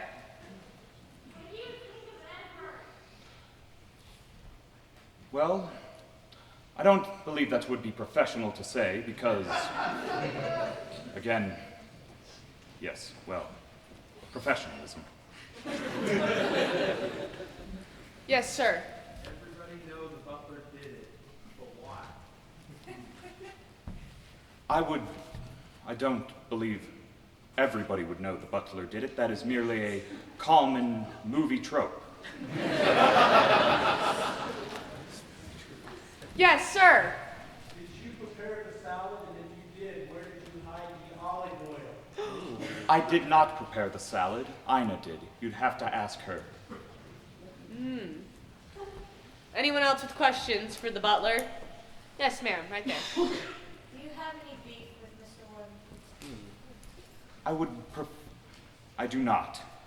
I find it highly unprofessional to be at odds with your occupier. Anyone with any final questions? All right, then we're going to keep this moving. Mrs. Vickers. Does anyone have any questions for Mrs. Vickers or accusations? Yes, sir, in the back.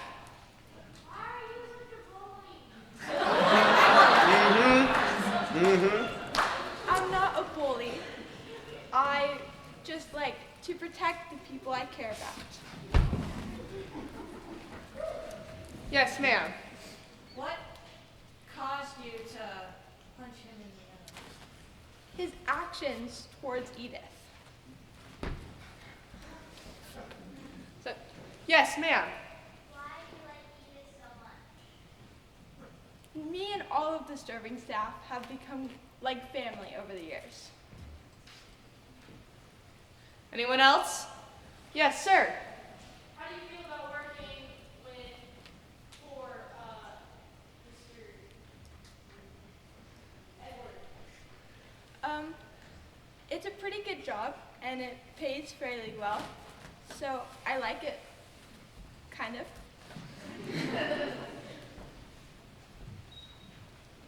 Yes, right there. How long have you been working for Edward?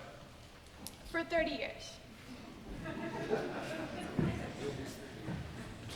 Well, if there's no other questions for Mrs. Vickers. Oh, one more. Yes, sir. What's your past relationship with Tony? Me and Tony have never been fond of each other. So you say.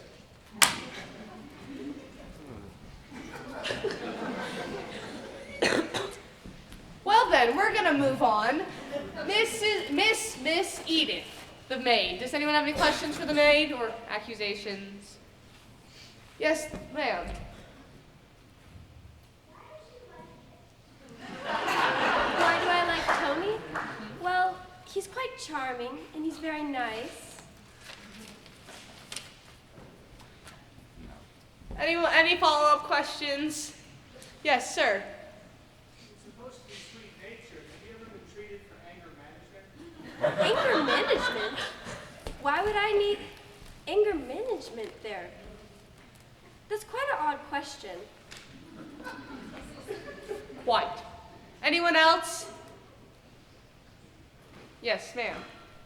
Do you believe that a punch in the nose was worthy of his actions towards you? Well, Mrs. Vickers should not interfere with Tony and I's relationship. But she was trying to look out for me, which I do appreciate, but it was quite uncalled for. Yes, sir. Do you think she might also do things like kill someone to protect everyone else as well? You mean kill Edward? Well, no. Mrs. Vickers could never kill anybody. Oh, yes. Would you kill for Tony? Well, it depends on his answer.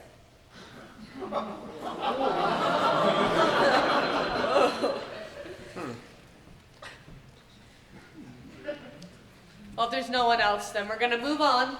Keep this going. Ina the cook. Does anyone have any questions for Ina? Yes, sir. Why would you use a butter knife of all weapons to kill it? First of all, I wouldn't kill him. Second of all, I wouldn't use such a measly weapon as a butter knife to do so. Why? It was a kitchen knife. So, your faults in your proving you're the killer. I don't think so. She doesn't think so. But it's... Yes, ma'am.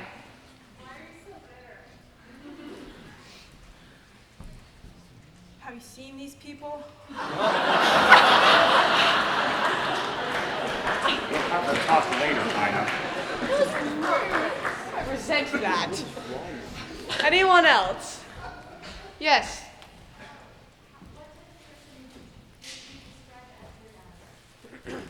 One more time?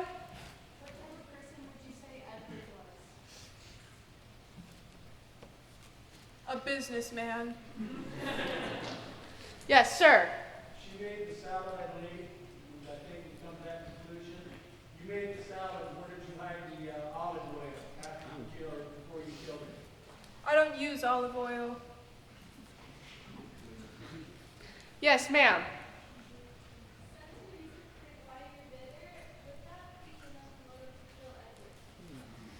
No, he pays me.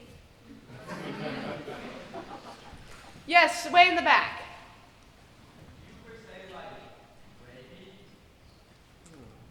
One more time? I love gravy. It's one of my favorite dishes to cook. Yes, sir. Because I prefer Crisco. Yes, sir. How much harder is it to drive a knife to go down your back than it is to carve beef? I wouldn't know. I've never tried. Yes, sir.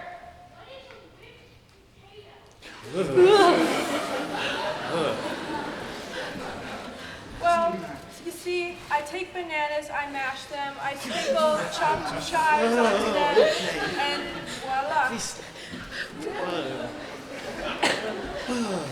Yes, ma'am.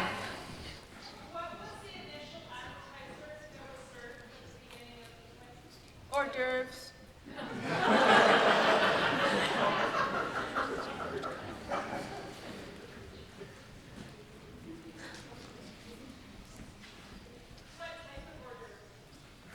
Hors d'oeuvres.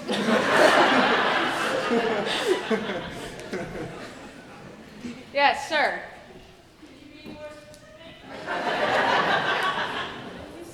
Give me more specific. Crackers, cheese, and olives. All right, then, since there are no more questions, we're going to move on to Edward's disgruntled ex-wife, Justine Worthington. Does anyone have any questions for Miss Justine Worthington? Yes, you, right there. Does she still have affections for Edward? Oh. No, I don't. Yes. Where do you presently live? I have a cozy apartment, not so far from the mission. Does Edward pay with us? What? Does Edward pay with us? Yes. Yes, sir. If you killed Edward, why would you? That's the question. I would not do that because I personally think that I didn't grow up without the money, and she will never give me some.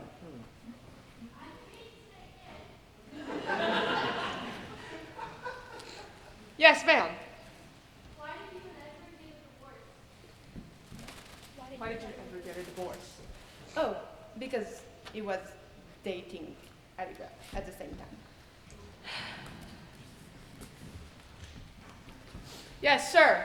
How much of the divorce settlement did you get? Can you repeat? How much of the divorce settlement did you get? Not a bunch. I got nothing. Because of the prenuptial agreement that he made me sign, I didn't get anything. Except the tuition. Yes, sir. So he cheated on you. Yes, the same way he's cheating on Abigail. Yeah, but it was like 10 years ago. Yes, ma'am.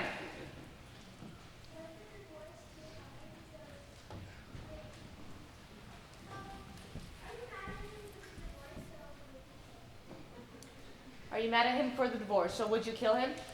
I was mad at him for the divorce a few years after it, but I'm done with that. Yes, ma'am. Final question.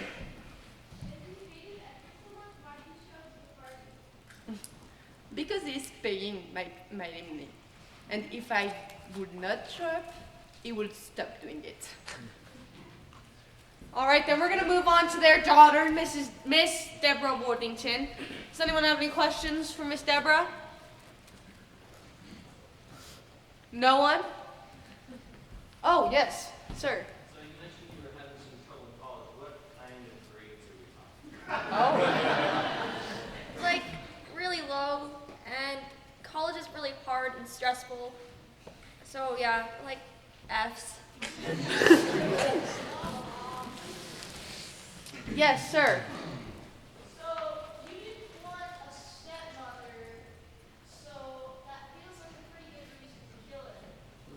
Correction, I didn't want another stepmother. And I didn't want it to be Peggy Sue, of all people.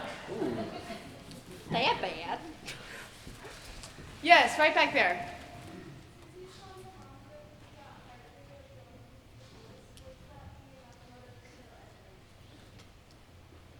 Will you repeat?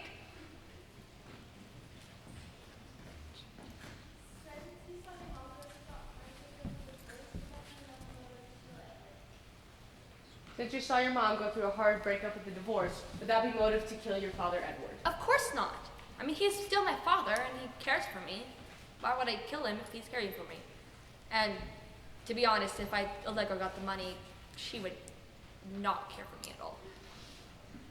Yes, right there in front. Why do you dislike Peggy Sue so much? Because she's annoying.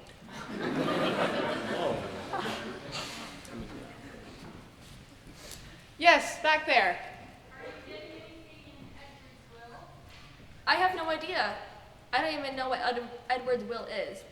I didn't know he had one until Lauren said so. Yes, sir. Would bad grades in college jeopardize your alimony? I don't think so. I don't know.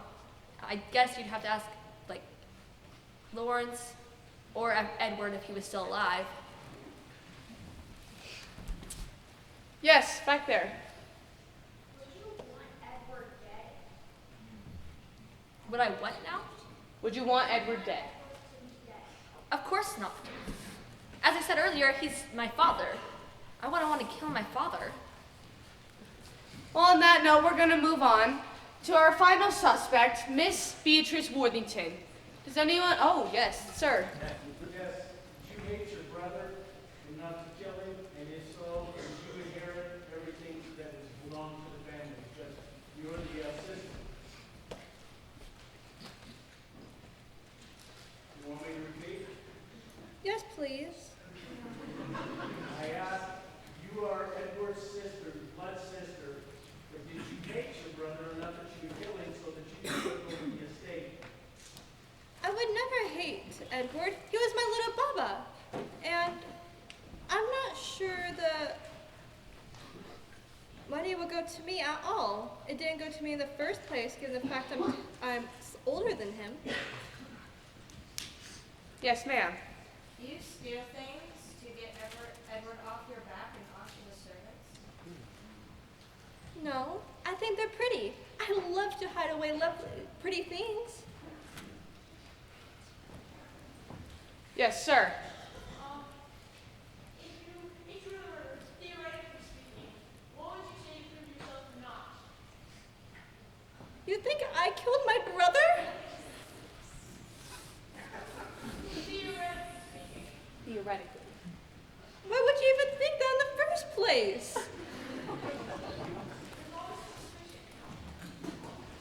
I don't like this question. Yes, sir.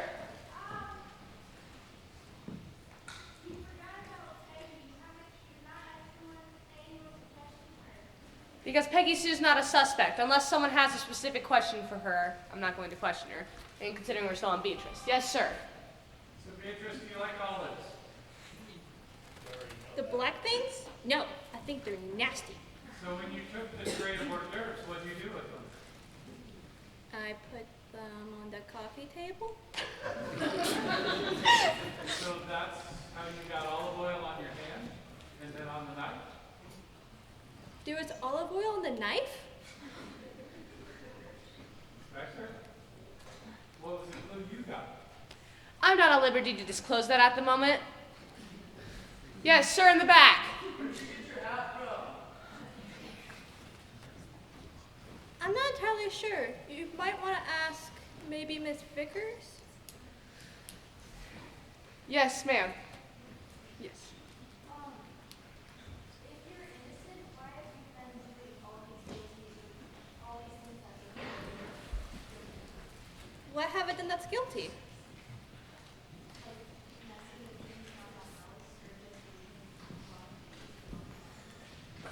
I love to hide away lovely things. I don't think that's guilty. Yes, right there. I think I'm older than 60. I'm not entirely sure. I lost count. It happens. Yes, sir, final question.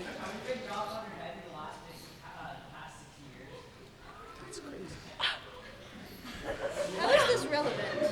That's a good question. Great question. I'm confused, Inspector. How is this relevant? It's not. I wouldn't remember that fact, so I can't answer your question, sir. All right. Now that we've reviewed the suspect's movements and actions, we're going to move on to the climax of the play, where we reveal who indeed murdered Edward Worthington III. House lights!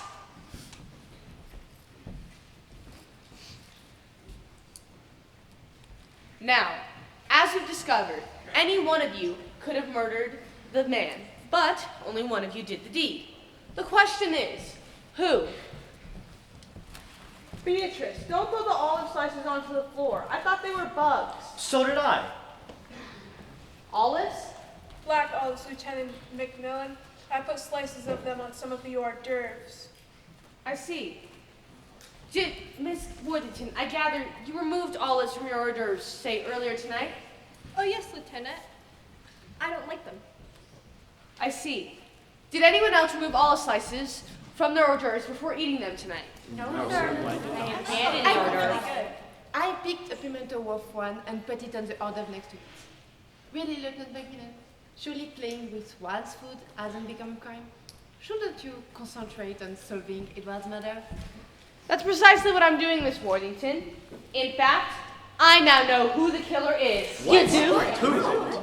Edith stated that she wiped the knife with the dish towel after it had been washed in the dishwasher.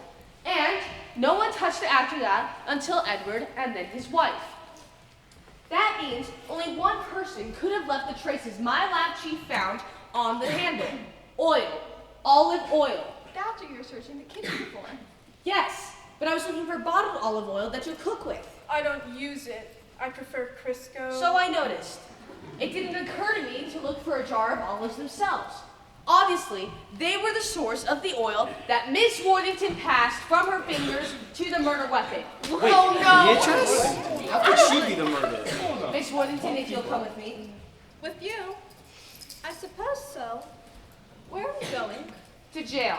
I place you under arrest for the murder of your brother, Edward Worthington III. You think I killed little Bubba? Well, maybe I did. I don't remember very well. It was so confusing there in the dark. Oh, Aunt Bee! Wait! Lieutenant McMillan, Miss Beatrice didn't kill anyone. I murdered the master. Hollister! Of course. I don't believe. Can you believe that? The butler did it. Good for you, Hollister. If you weren't going to the slammer, I'd give you a raise. Ladies, this is no joking matter. Who's joking? You'd better explain yourself. Yes, sir. You see, I've grown fond of Miss Beatrice over the years. Well, the reason I never married, of course, is because I loved her deeply. Though I could never tell her so. It wouldn't have been proper. Oh, Hollister, how sweet. I was afraid that Mr. Worthington would send you away, as were you. So, when you passed me in the dark to go to the table, How did you see that? I smelled her perfume, primrose. Then I heard the knife clatter as she picked it up, and I feared she intended to use it to stab her brother.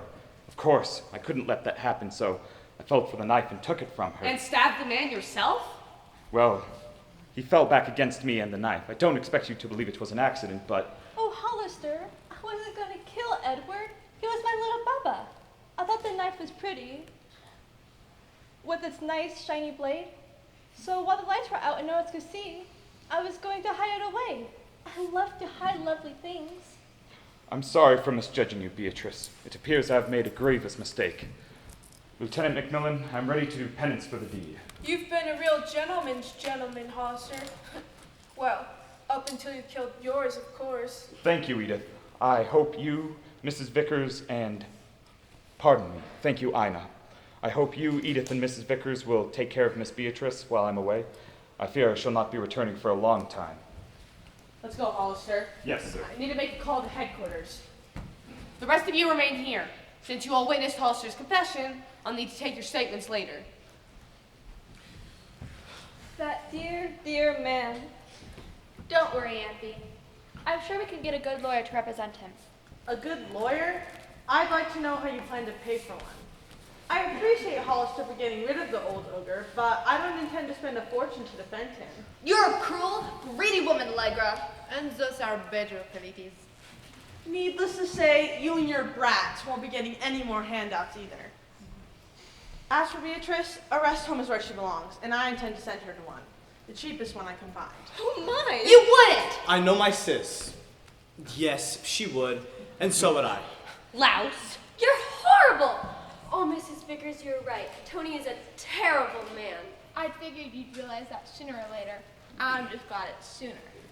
While I'm cleaning house, Roy, I expect your resignation by tomorrow. From what we've all learned tonight, your business methods leave a lot to be desired. Allegra, Roy wouldn't. Oh, I don't blame you for what you did. I just don't want you doing it with my money. But it's not your money, and it never will be. What? Please, Edward left a will. I'll schedule a formal reading of it later, but I'll give you the gist of it now. He left everything to his daughter Deborah under two conditions. First, that should she marry, she would retain her maiden name. And second, should she produce a child, she would name him Edward IV after him. I don't have a problem with that. He also stipulated that you were to provide for his sister Beatrice's care for the rest of her life. I would have gladly done that anyway. Gee, Mom, I guess Father really did care something about me. What do you know? The old boy had a heart after all. What about me, Lawrence? What did Edward leave me? I gave him the best years of my life. From what he told me, that's not saying a lot. Oh, shut up. Well, Lawrence, what did he leave me? Your Louis Vuitton luggage and all the clothes that you can pack into them. Luggage? You mean I killed old Tywalt for nothing? Oh, with you! I too heard the knife clatter when Beatrice picked it up and saw it glimmer faintly. I knew someone behind him was holding it. I just wasn't sure whoever held it had the guts to kill him. So I gave Edward a shove backwards. Yes, I helped skewer the man, and I'm glad I did it. Very interesting.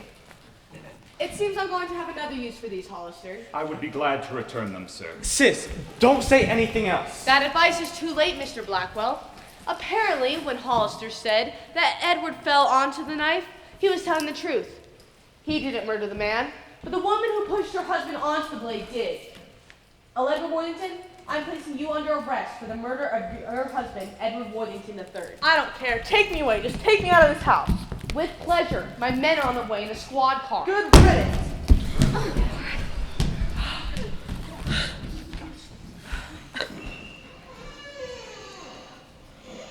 I can't believe it!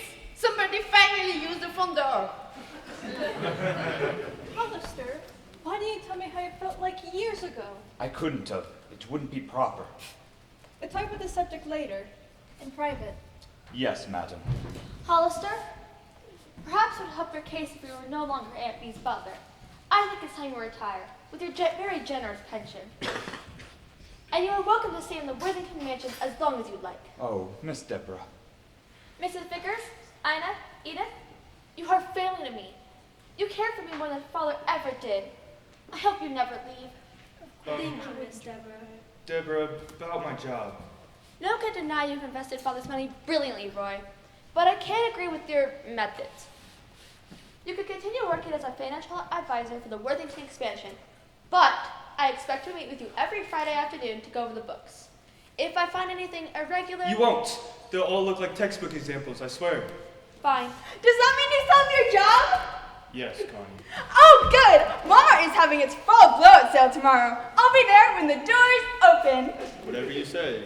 If you're taking over the management of Worthington Enterprises, you're going to need a good lawyer now more than ever. And I'm sure between Mom and I, we can find a pretty good one.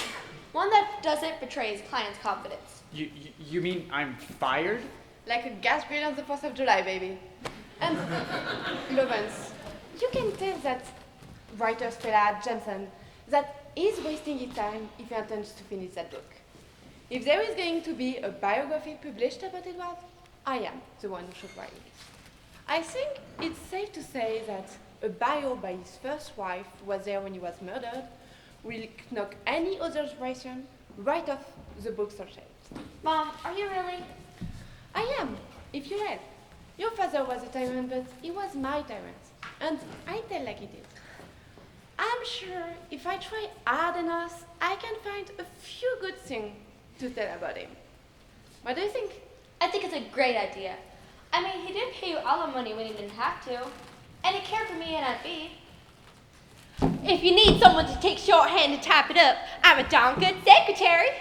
Mom. Why not? You were taking Edward away from Allegra, not me. So you gave her a taste of her own medicine? I guess I owe you something for that. You can stay on board, Peggy Sue.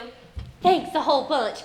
To tell you the truth, I'm glad to be working for a woman for a change. Maybe now all the bruises I got where I keep getting pinched will clear up. I guess that covers everyone but me. Where do I stand? Out in the cold, Tony. Edith summed you up pretty good. You're a terrible man. If I find you here after tonight, I'll stick the dogs on you. You don't own any dogs. I'll buy some.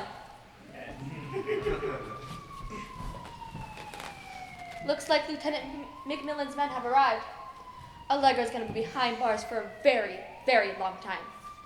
She has one thing going for her, so... What's that, Mom? She's always looked great in stripes.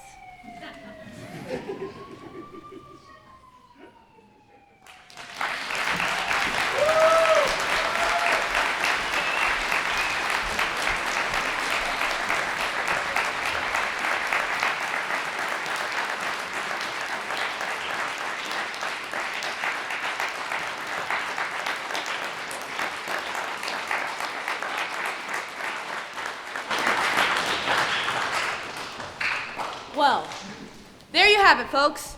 A murder, deconstructed and played out for your enjoyment and edification. Speaking for the playwright, I am his alter ego, you'll recall. I hope you enjoyed yourself. All of us did. Good night.